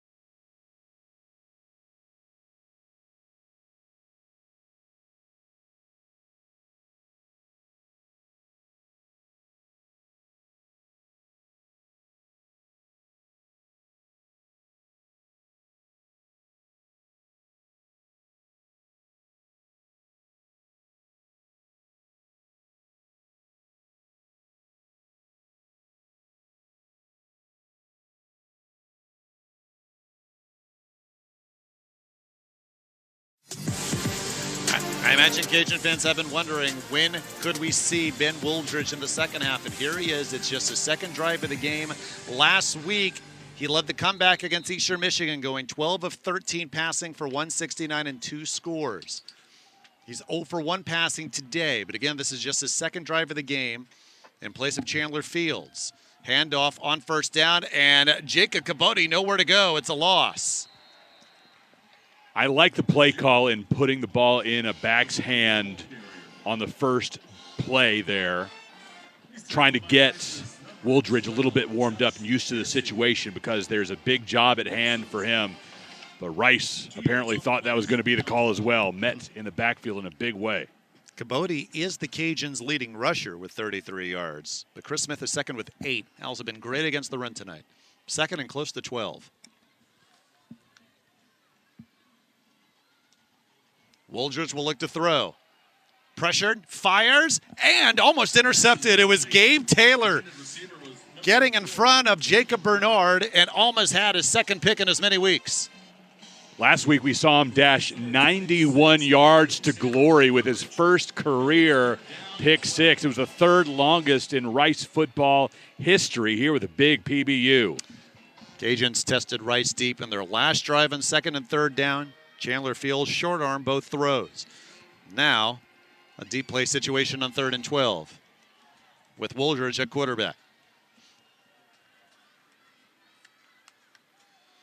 Blitz. Wooldridge fires, and catch made. Hung on. It's Jefferson. Their big play threat held in check tonight, but took the Nyaqual hit and hangs on for the first down grab. And Rice is keeping Jefferson in front of them at the very least, and it's really hard to defend that. He puts it up at the perfect place. From the Rice 49, 1st and 10, Wooldridge pressured and throws it away. Oh, a late flag, too. Wow, I think they're going to get Josh Piercy for a push after Wooldridge threw the ball away.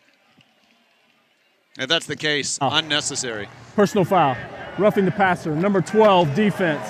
15-yard penalty from the previous spot. First down. As tight as this contest is and will continue to be, those little things are such a killer, David. And as you said, absolutely necessary. The ball is clearly out of his hands, pull up, and instead he continued on and knocked the quarterback to the turf. So now the ball moved to the Rice 34 after the L6 penalty tonight.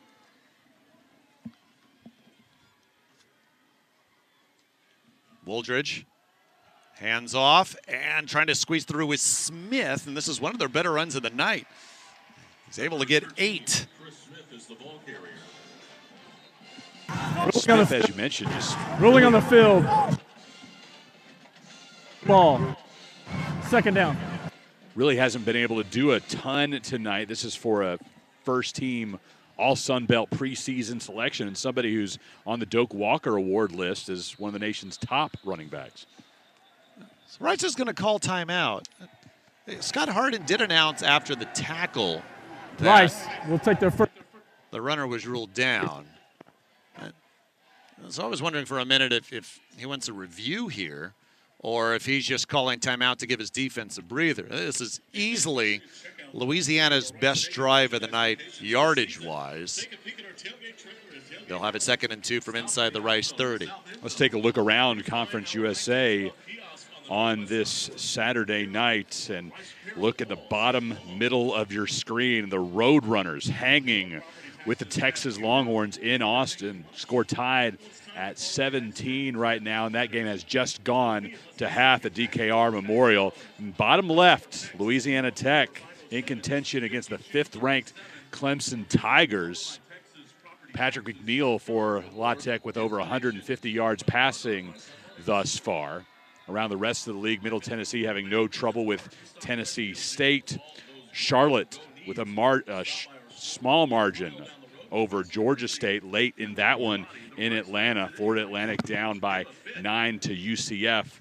And UTEP having very little luck with the New Mexico Lobos. So Charlotte, Georgia State, one of the 2 CUSA Sunbelt matchups tonight, this being the other. So yeah, just a timeout to give the defense a breather. 2nd down along 2.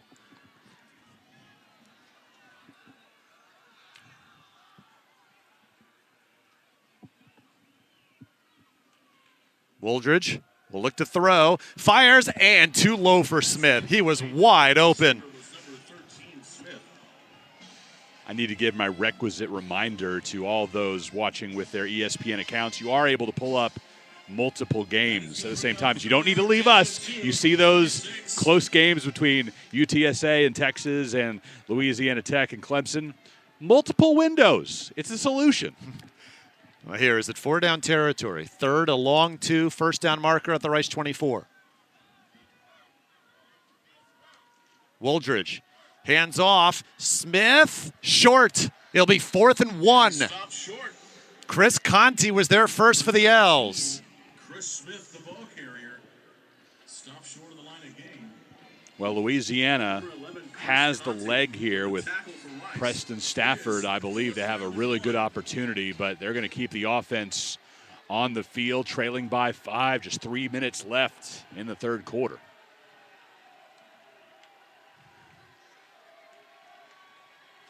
This drive is gone 50 yards.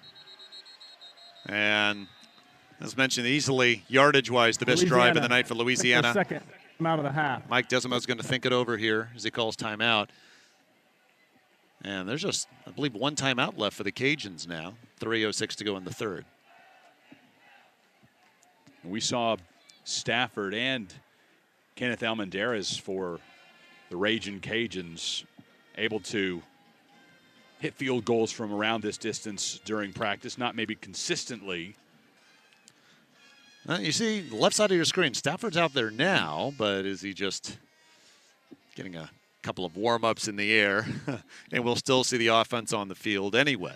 So Ben Wooldridge, mentioned, led the comeback against Eastern Michigan last week after the Cajuns were shut out for the first half and their first drive of the third quarter. He has 1 for 3 passing and this drive, but it was a big third down throw to Jefferson. And let's see if they keep it on the ground on 4th and 1.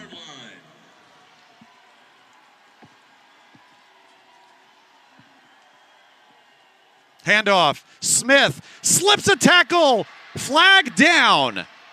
Maybe coming back. Smith is down at the 10. Mike Desimo does not like this call. Number 88, offense, 10-yard penalty. Down. Mike Desimo is on the field. This was in front of him. The hold called on the tight end, Johnny Lumpkin. Top of your screen right there, we zoom in, knocking his defender back and to the ground.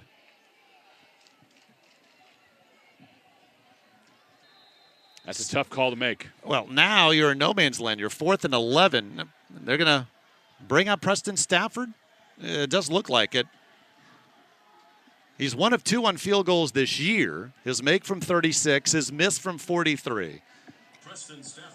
Formerly at LSU and Arkansas, but did not play in Baton Rouge and Fayetteville. The junior from Baton Rouge, Louisiana, a 52-yard field goal try.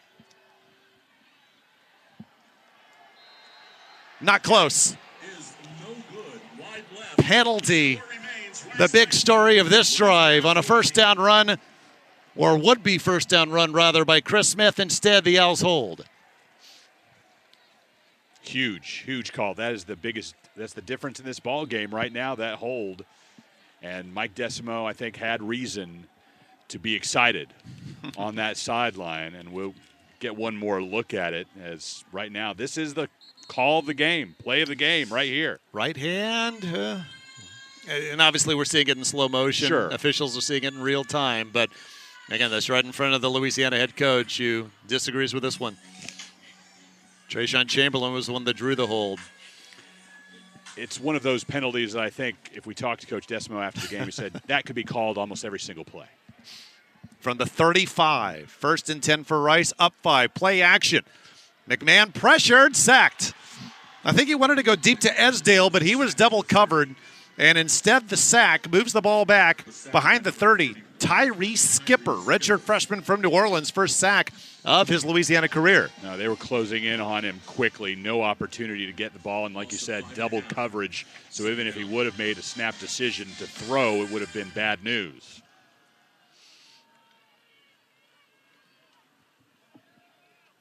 Given the lead, given the situation, it certainly was the right call to hold on and take the sack. Second down, a long 15.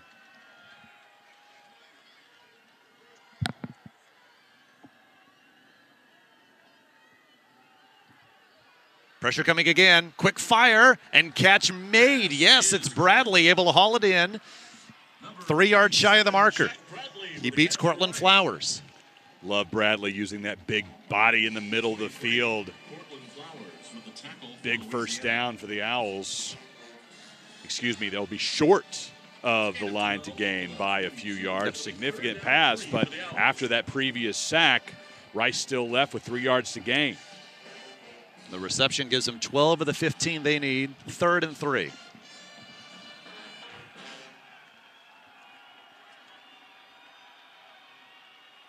Play action. McMahon pressured again, gets away from Jones, needs the 45 and has it.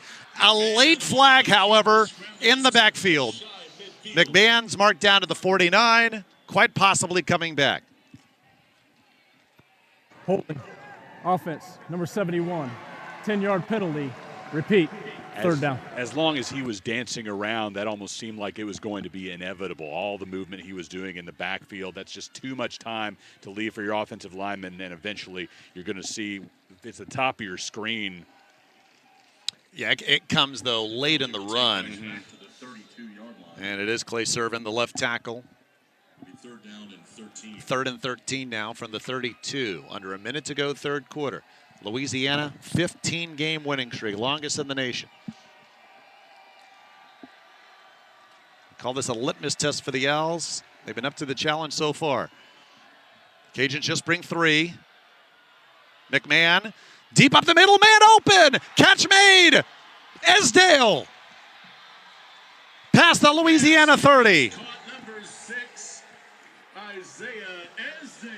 How he found himself all alone that far downfield is rather amazing.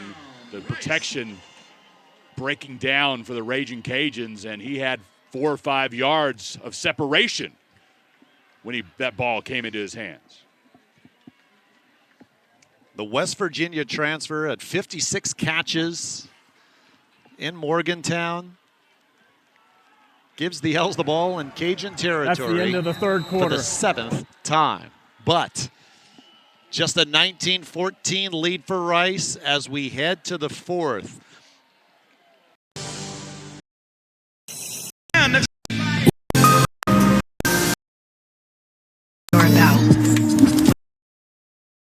Sheriff, let me tell you. Our state's safe. Katie Hobbs.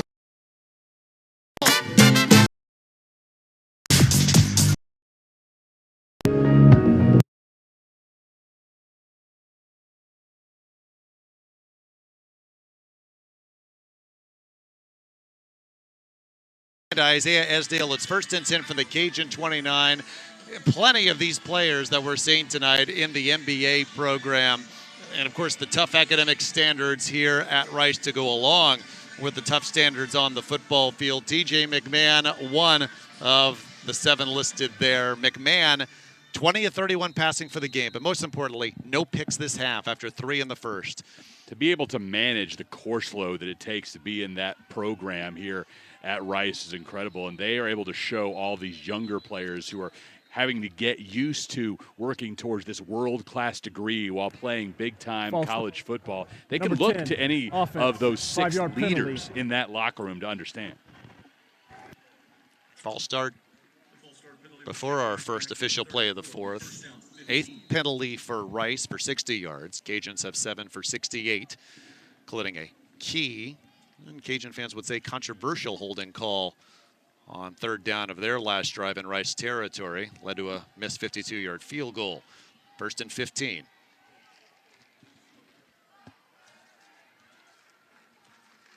TJ McMahon hands it off. Dean Connors looking for space. Doesn't have much, maybe a yard. Pedesclo and Zion Hill Green, 2 of the Cajuns there. Raging Cajuns in their win streak in jeopardy. They've won 15 straight. That is the longest active streak in the country. Last time that they trailed heading into the 4th quarter was in the New Orleans Bowl last December against Marshall. They won that game and have won the first 2 this season, coming in winners of 15 straight. They haven't lost since the season opener last year at Texas. They're 36-5 since the beginning of the 2019 season. Oh, a late snap, and this is actually fortunate that flags ruled this play dead. Everyone moved, but the snap didn't come.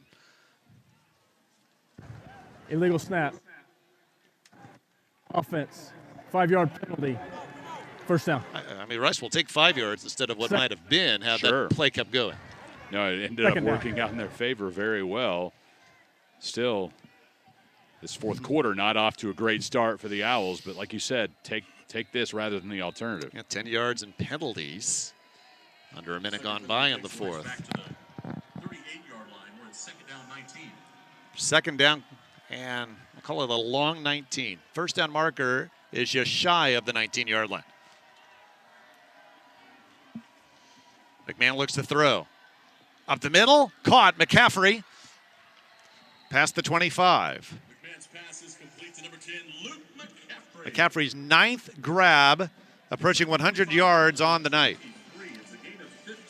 And able to turn things around after those 2 penalties, finally able to get some positive movement downfield, and a third down play coming up inside the Raging Cajun 25.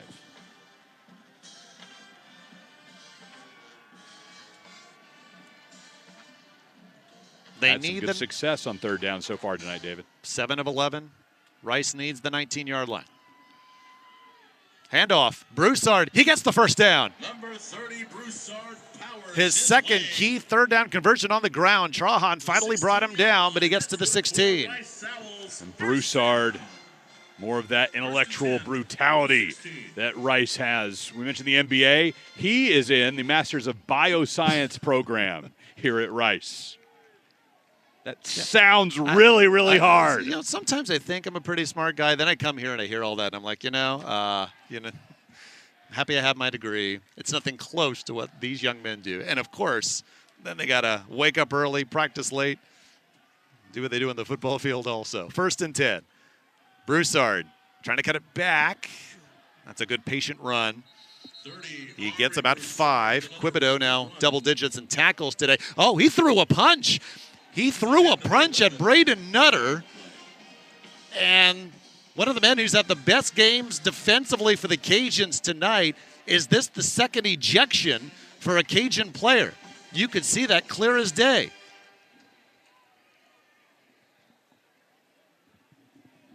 Well, the previous ejection was called a punch, but it was really a kick. This one more of the conventional After the variety. play, unsportsmanlike conduct, number 43. Defense, his first of the game. Half the distance to the goal. It's no ejection, but the unsportsmanlike conduct penalty called, and it's about to be 1st and goal. Now, this is a hot, humid day. There are 2 L's down, and I believe both due to cramps.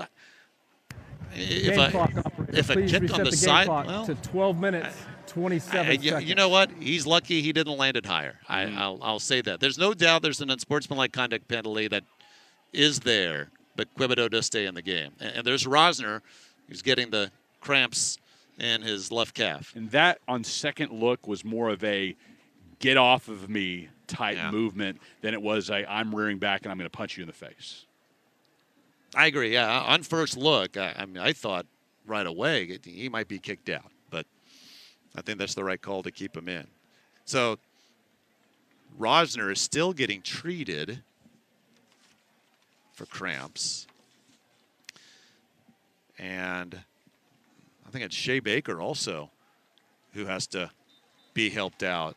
First team all-conference offensive lineman in his 44th career start today. So you have Rosner and Baker out as the Owls try to go up 2 scores for the first time. They'll have it 1st and goal after that unsportsmanlike conduct penalty at the 6. Next man up after a couple of big-time players have to leave the field, but Rice will return with 1st and goal to go. They have 117 on the ground, 247 through the air. The stat sheet totally dominant towards the Owls, except for those 3 first half interceptions. Louisiana scores on a pick six and then a 17-yard drive coming after an interception. Okay, the Owls go up 2 scores from the 6. Oh, high snap. McMahon hands off to Broussard, and Chris Moncrief was hanging on. No gain. Broussard, the ball carrier, no gain on the play, second down. So second down and goal. You have Weston Kropp in at center, the sophomore from Biloxi, Mississippi. And again, Rosner remains out. Rosner, a touchdown pass that gave the Owls the lead earlier this half. Rawson McNeil, the true freshman, is the receiver at the top of your screen with no catches in his Rice career. McMahon will look to throw on second and goal. To the end zone. Touchdown! Luke McCaffrey's 10th catch of the game is his second touchdown as he beats Tyrone Lewis, and Rice is up 11. This move from quarterback to receiver really seems to be working for young Mr. McCaffrey, making the catch that now truly has this Louisiana winning streak in jeopardy. The Owls looking to snap it. Quarterback last season for the Owls. Quarterback earlier in his career at Nebraska. He has 19 grabs in the first 3 games of this year. I think Andre Jones is offsides, which will. Side. Number 77, defense, in the neutral zone, causing an offensive reaction. Half the distance to the goal. Retry. So this is interesting now. The ball's going to be moved up to the 1.5, and so Mike Bloomgren says, let's go for 2. Now, good news is Rosner is back out on the field, but they will go for 2 here. So, an extra point puts you up 12, and it makes the opponent have to score 2 touchdowns. If you miss this, Louisiana can tie, touchdown 2-point conversion and a field goal, and of course would have to hold Rice off the board. This is an interesting decision here. McMahon is under center from the 1.5. Play action. Having to scramble. Little shovel pass, and it works. Rosner gets the 2 points. Incredible creativity on your Timeout feet on the field. for Media. TJ McMahon. Not finding anything. Then the little flip to the back of the end zone to get it done. The great Rick Barry, NBA fame, would have loved that. 27-14 Rice, 11:25 to go.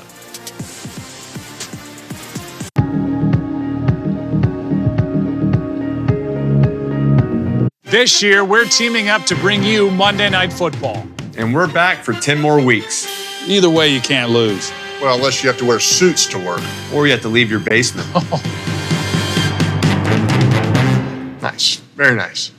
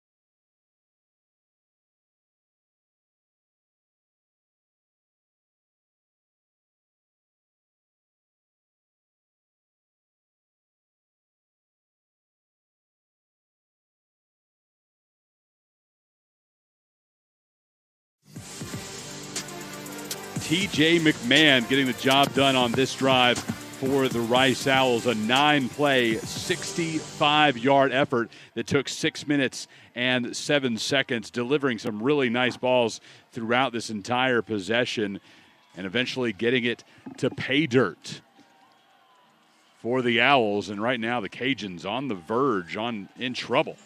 Down 27-14. Those final 2 points scored on this 2-point conversion. Man with the flip to the back of the end zone. You can't say T.J. McMahon lacks swagger. He has been solid. This half, he is 7 of 9 passing for 98 yards, 2 touchdowns, and no picks. You take the picks away, Rice has just punted once. Tim Horn's kick into the end zone. So, Louisiana, Levi Lewis, one of the best quarterbacks they've ever had. He broke Jake Delhomme's records in Lafayette. Over 9,000 passing yards, 74 touchdowns, just 18 picks, gained over 1,000 yards in the ground. They're looking for a replacement. Chandler Fields and Ben Wooldridge have both struggled, and obviously you give the Rice defense credit. But can Wooldridge, like he did last week, bring Louisiana back? He comes in for the second straight time. Louisiana did have their best drive marching down the field that they've had all night, going at 1 point 50 yards before a penalty. Here they have it from their own 25. Wooldridge pressured and off his back foot. The completion, and right away it is Schumann bringing down Jefferson.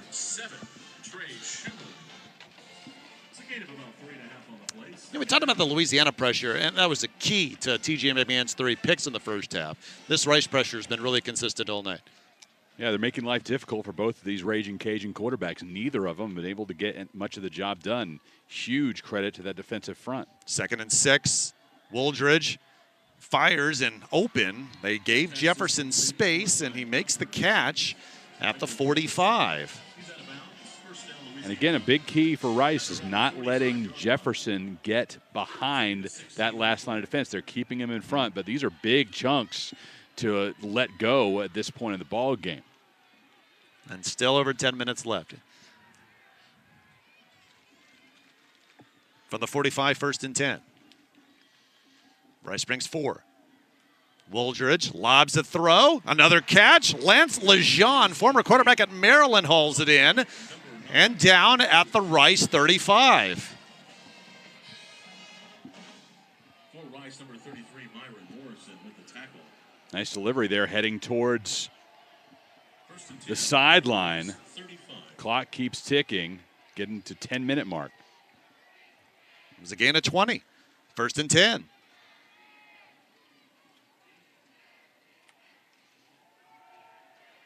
Again, no blitz. Wooldridge, plenty of time. Fires for Lejean, and off his hand, incomplete. He had him open in the red zone. Yeah, Lance Lejean had 2 catches last week in the 4th quarter against Eastern Michigan. Mentioned former quarterback at Maryland, shifting over to receiver, the sophomore from New Orleans, a big target at 6'2", 223.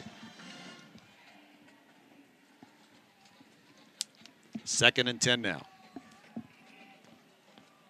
Lejean listed as a quarterback, and then you have Neil Johnson, who wears number 9, listed as a tight end.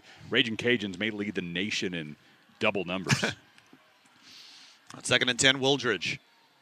Wide open on the sideline. And this again, enough for the first. Pierce Meagle, junior from Welsh, Louisiana, 2nd catch of the year. Typically, those duplicates are not very hard to sort out because it's one player who wears a certain number on offense and another on defense. But here the Cajuns sporting a couple of 9s who can contribute on the offensive side. Will Rice try to bring pressure here? As Ben Wooldridge is marching the Cajuns down the field from the 22, 1st and 10.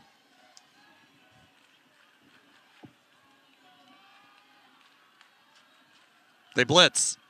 Wooldridge flushed out of the pocket. Throws it away. Got it ahead of the line of scrimmage. It's an incomplete pass. 2nd and 10 coming. But that time, Rice brought 5 and it Quarterback worked. was outside the tackle box, and the ball was thrown beyond the line of scrimmage. There was no foul for intentional grounding. 2nd down. Yeah, doing a really nice job in coverage. You looked around the field trying to find anybody who was breaking free, but Rice defenders able to keep on everyone. We really not given opportunity there. 2nd and 10.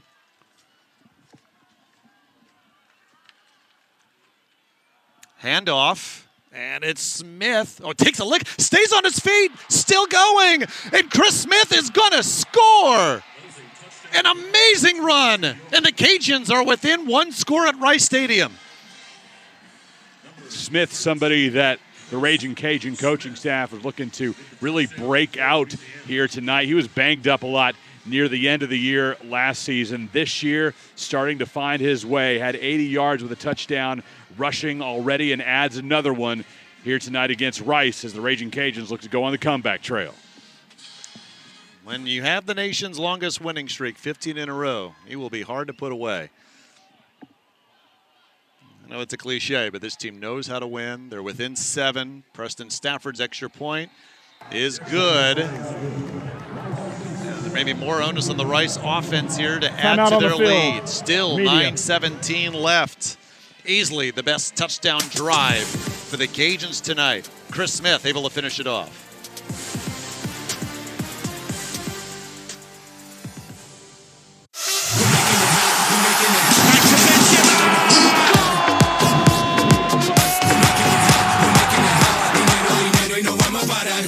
Un, dos, tres. Empieza la verdadera fiesta. Si hay una fiesta para allá voy. Si hay una rumba para allá voy. Pa' allá voy. Thank you for coming. Monday Night Football.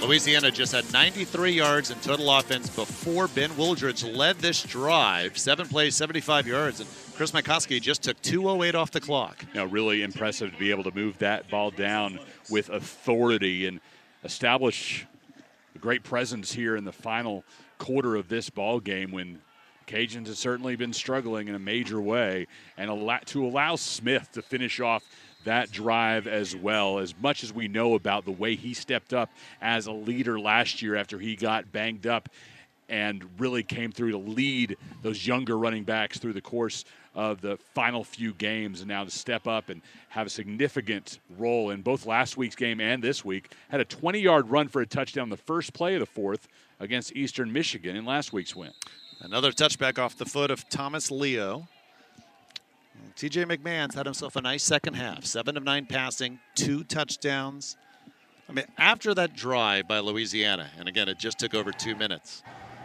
You wondered before the drive if 27 would be enough, 31. The way the Rice defense was stopping from the previous spot. Louisiana's offense at the time. I feel like Rice is going to need more than 27 to win this. No, I completely agree with you there. I wouldn't be surprised to see a couple of scores on both sides.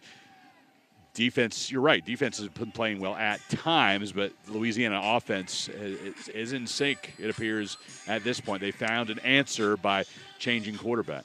a potential break for Rice. Louisiana was offsides on the kickoff, so Thomas Leo will need to do it again, and this time from his own 30. It was 14-13 Louisiana at the half. Their touchdowns on a pick six by Caleb Anderson, and on a 17-yard drive capped by Chandler Fields' touchdown pass to Terrence Williams. And again, really, Louisiana's offense held in check throughout until that last drive as they moved the ball downfield quickly. Well, Juma Otoviano have a chance at a return here. He's just had one tonight.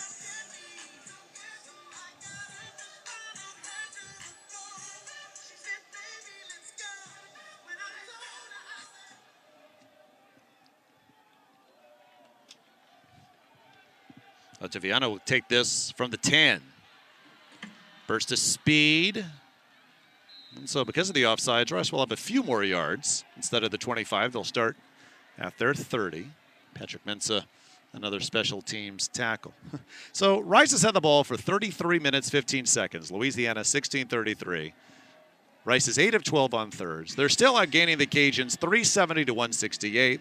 They've run 27 more plays, and yet again, as we just said, it feels like they still need to have points to end the nation's longest winning streak. Well, at the very least, they need a nice long drive to milk a lot of clock. And normally, that would mean points at the end of it. From the 30, 1st and 10. Handoff, Broussard, nothing doing, a loss. Zion Hill-Green was there first.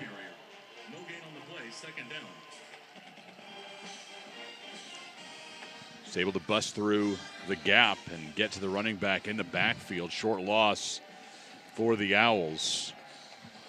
Coach Tuiasosopo, the offensive coordinator for Rice, telling us that for TJ McMahon, every drive is a test. Big one here. 2nd down, a long 10. Blitz. McMahon fires, caught, 1st down and more, and a burst of speed. It's Campbell. For the 8th time, Rice is in Cajuns territory as Gare brings Campbell down at Louisiana's 38. Campbell's somebody that was a star safety at Hightower in Missouri City nearby. Made the switch to wide receiver in fall camp of last year. Last week, just one catch for 11 yards. The previous week, none. Here, his biggest catch as a Rice Owl. 32 yards. Now from the Louisiana 38, 1st and 10. Play action. A lob to Bradley. That could be enough for the first. They'll move the chains, gain of 10. Put the ball in those safe hands of a tight end that's playing at an all-conference level right now. Keep moving that ball downfield, and as you mentioned, you need a nice big drive, some points on the board. Get a lot of confidence heading into the waning moments of this one. Under 8 to go now, approaching the midway point of quarter number 4. From the 28, 1st and 10. McMahon hands off. Broussard tripped up. Pedesclo from a safety spot makes the tackle. No gain.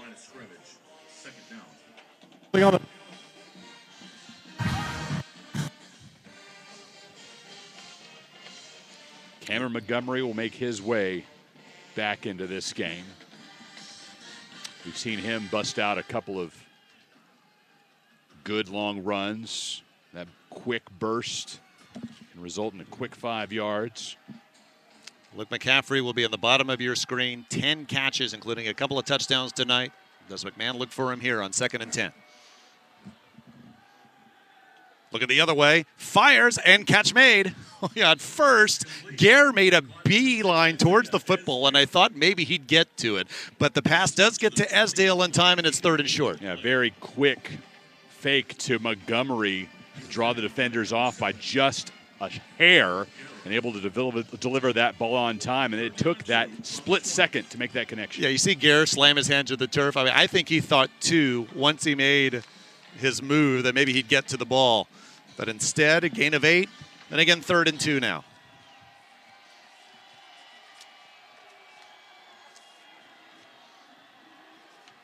Broussard can't get away. It's a loss. Broussard is going to lose a yard back to the 21. Pedesclo was there first again from his safety spot on a run play. And here comes Christian Van Sickle to try to put the Owls up 2 scores. Christian Van Sickle has 2 field goals made tonight. That's the most he's had in his career, just the 2 in one game. Had 4 games with 1 field goal last year. Now looking for number 3. A 39-yarder to try to put Rice up 9.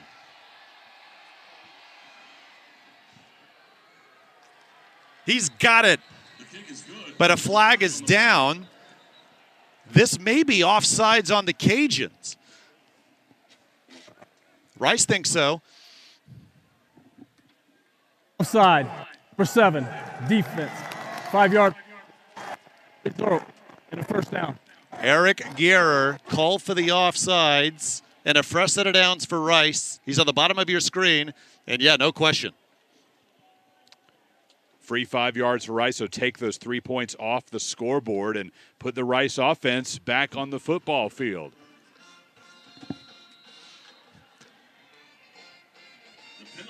Can be a 4-point swing right here. Rice would have had the 3.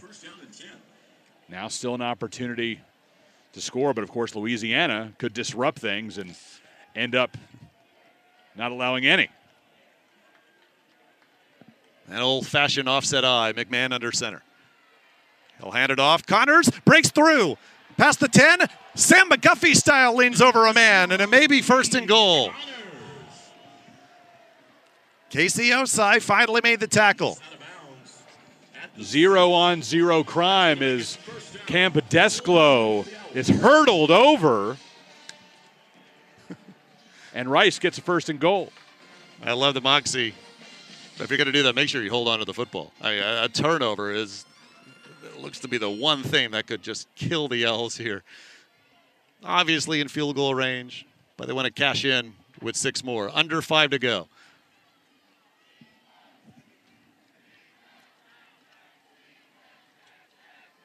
Connors. No gain. Clock running. Now, remember, the Cajuns took 2 timeouts in the 3rd quarter, so they just have 1 left. That could be key here down the stretch as we're under 4:30 left.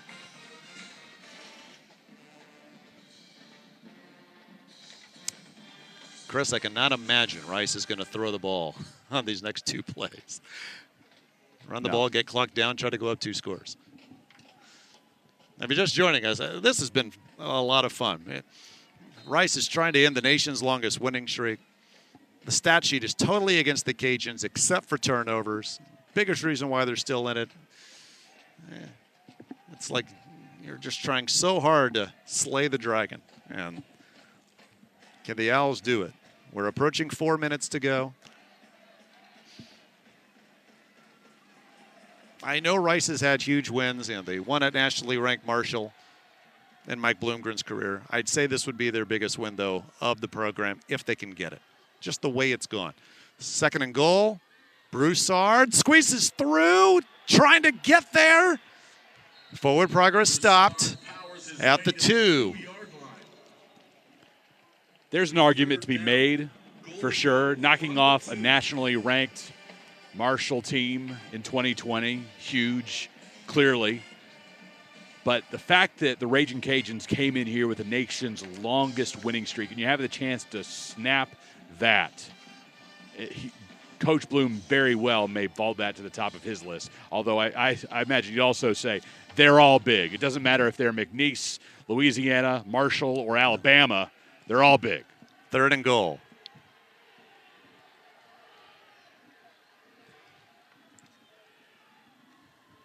Broussard. Touchdown! Number 30, Ari Broussard. Touchdown, Rice. The give to Broussard. He busts around a couple of would-be tacklers for Louisiana on his way to pay dirt. 42 yards on the night. Those last few are the biggest. They'll go for 2. 2:59 left.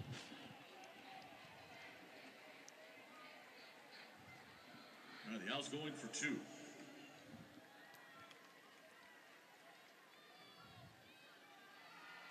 McMahon lobs it. Rosner, incomplete. The try is no good. Pass incomplete. Caleb Anderson on coverage. His pick 6 Timeout on the in field. the first half gave the Cajuns the lead. Well, we thought Rice would need more points, and they got it. Ari Broussard's 4th touchdown run of the young season has Rice perhaps on the verge of ending the nation's longest winning streak.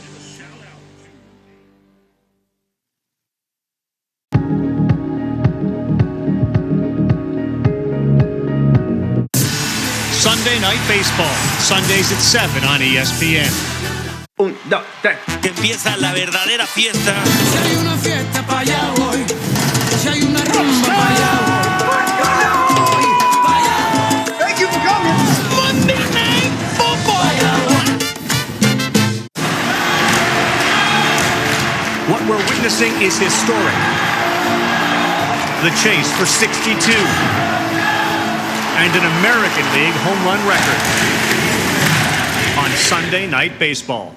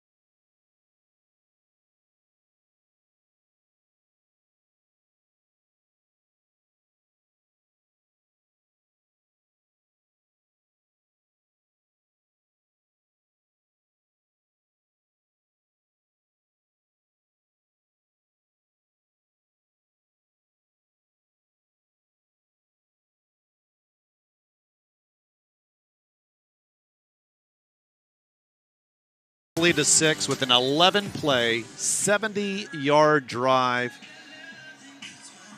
TJ McMahon continues his torrid second half, and the drive ended with an Ari Broussard touchdown run.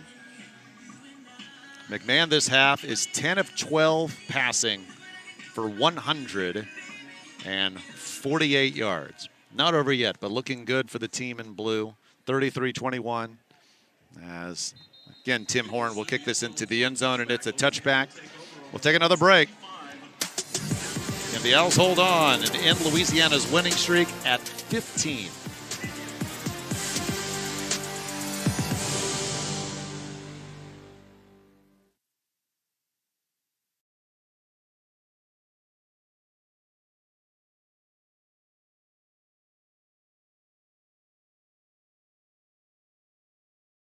It's already 93 billion light years across, and it's still expanding. Sure makes you feel small, doesn't it?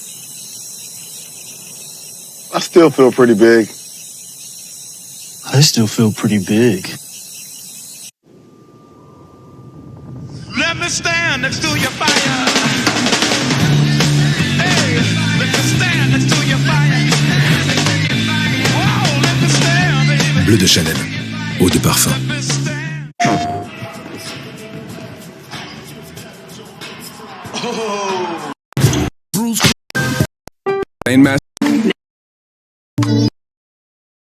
Really see you.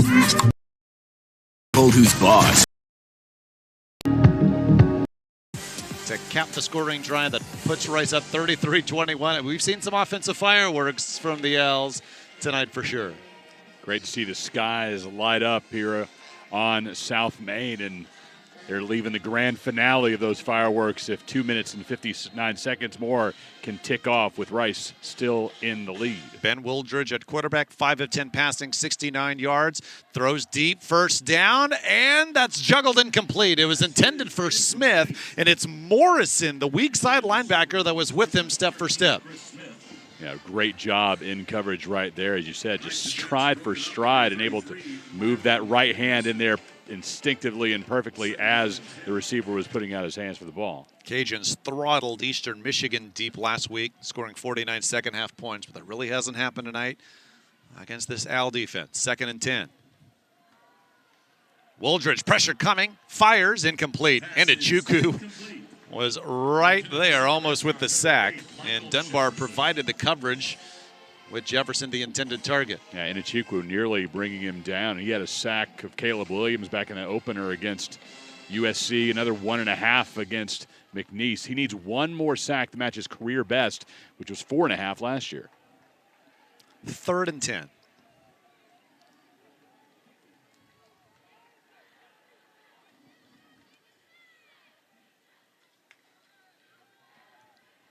Swings it out. Smith out of bounds.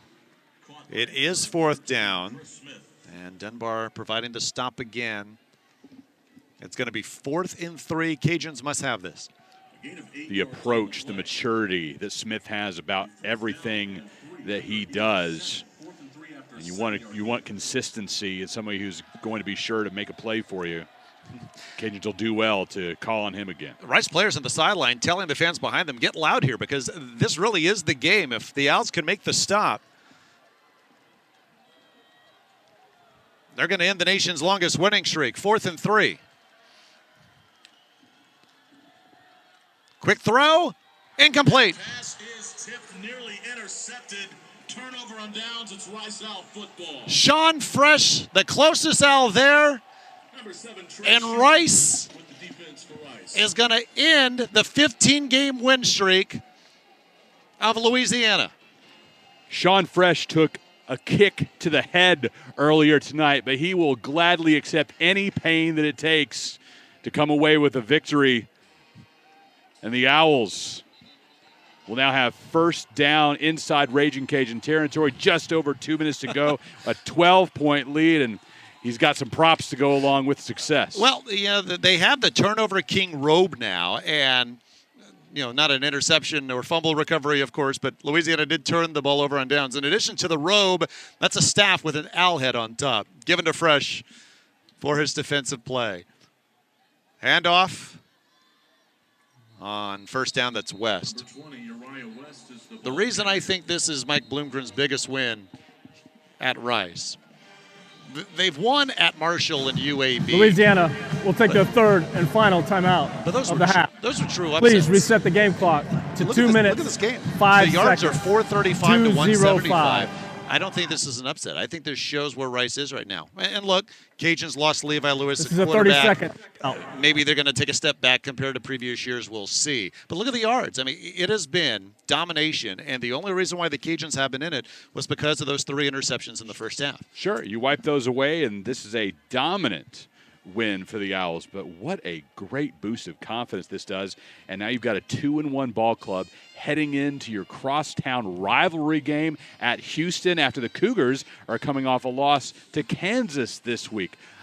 That is a really the excitement for that matchup will be huge over the course of the next week, and they're going to have the spotlight on them all week long through all the local sports media, and Rice has the opportunity to take advantage of that 1 week from now. This one will get Houston's attention, and of course they lost to Kansas earlier today, as you said. And look, that's a step up probably from this. But now you go into it wondering, where are the Owls right now? They've passed the test here today, and so another, I don't want to call it a litmus test like I call this, but certainly it'll be interesting to see where they are as they go to Houston. Another thing about this win, they're about to be 2-1.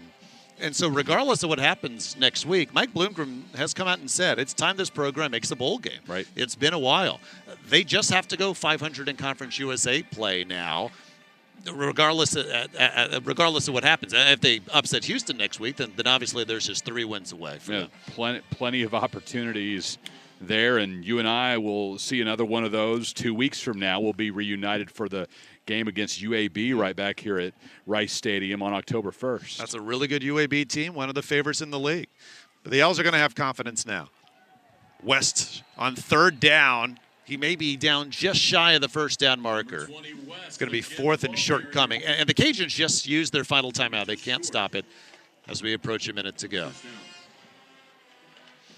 Last loss for Louisiana, September 4th, 2021, at Texas. They won 13 straight to end that 2021 campaign. Started off this season 2-0, and the win streak is about to end. It's just a banner night for this program, and also you add in not just the victory and what it means to break that winning streak for Louisiana, but the way that Rice celebrated those 6 Trailblazers earlier tonight. Great moments on and off the field for Rice University this evening. The Owls call timeout with 31 seconds to go. Second. And we just talked about it. Here's the upcoming schedule for Rice. 30 seconds. I mean, there's intrigue now. You got Houston next week. Taylor McHarg, who led the Owls to their only conference title in the past 60-plus seasons. He'll be the color analyst alongside Ted Emmerich, and then you and I will be back in a couple of weeks against UAB. And with the departures of some teams, including Southern Miss, the Conference USA schedule is harder now than it was before. You got to go to Ruston at La Tech, Charlotte and UTEP here, Western Kentucky probably should have beaten Indiana on the road today, and then UTSA is giving Texas a tussle. Finally, it ends in Denton against North Texas. Yeah, this one final run through the Conference USA schedule. It all changes next year as Rice enters the American. Several schools leaving the American at the same time, including those Houston Cougars. But it'll be fun to see the competition, and I'm looking forward to seeing this team a couple more times. I'll also have the call of that Louisiana Tech game in Ruston alongside Lynn Rollins. And getting to see this group is always a joy. Just what Mike Bloomgren does with this team and the intellectual brutality. You just have to embrace that. All of these young men working hard as players on the field and also gaining that world-class education. They go for it on 4th down, and Broussard makes it. The Owls don't have to run another play, and there are plenty of hugs on the Rice sideline. They know what this means for them. There's been plenty of downs the last few years here. There's no doubt. And this celebration, some are just waiting for the clock to hit 0. But there's plenty of reasons for this team to feel so good about themselves. They end the nation's longest winning streak as they defeat Louisiana 33-21. What a great run it was for the Ragin' Cajuns. That's the end of the ball game. It takes a lot of skill and a lot of consistency to win 15 consecutive ball games. It's a marvel what they did in this program. But tonight is Rice's night, ending that winning streak. And as you said, picking up arguably the biggest win since Mike Bloomgren arrived as head coach. 33-21, Rice with the victory. 5 p.m. kick next Saturday, Central Time. Rice at Houston here on ESPN+. For my broadcast partner, Chris Maikowski, our spotter, Brandon Verrett, our entire crew, I'm David Salzman, saying so long from historic Rice Stadium. The Owls outgained the Cajuns 449-175. They run 37 more plays, and they come up with a big touchdown drive late in the 4th on the R.A. Broussard touchdown to put this game away. Luke McCaffrey had 2 touchdown catches, 10 catches overall, and T.J. McMahon, a terrific second half, 3 touchdown passes overall in this game. It was Rice 33, Louisiana 21. This has been a presentation of Rice University and ESPN.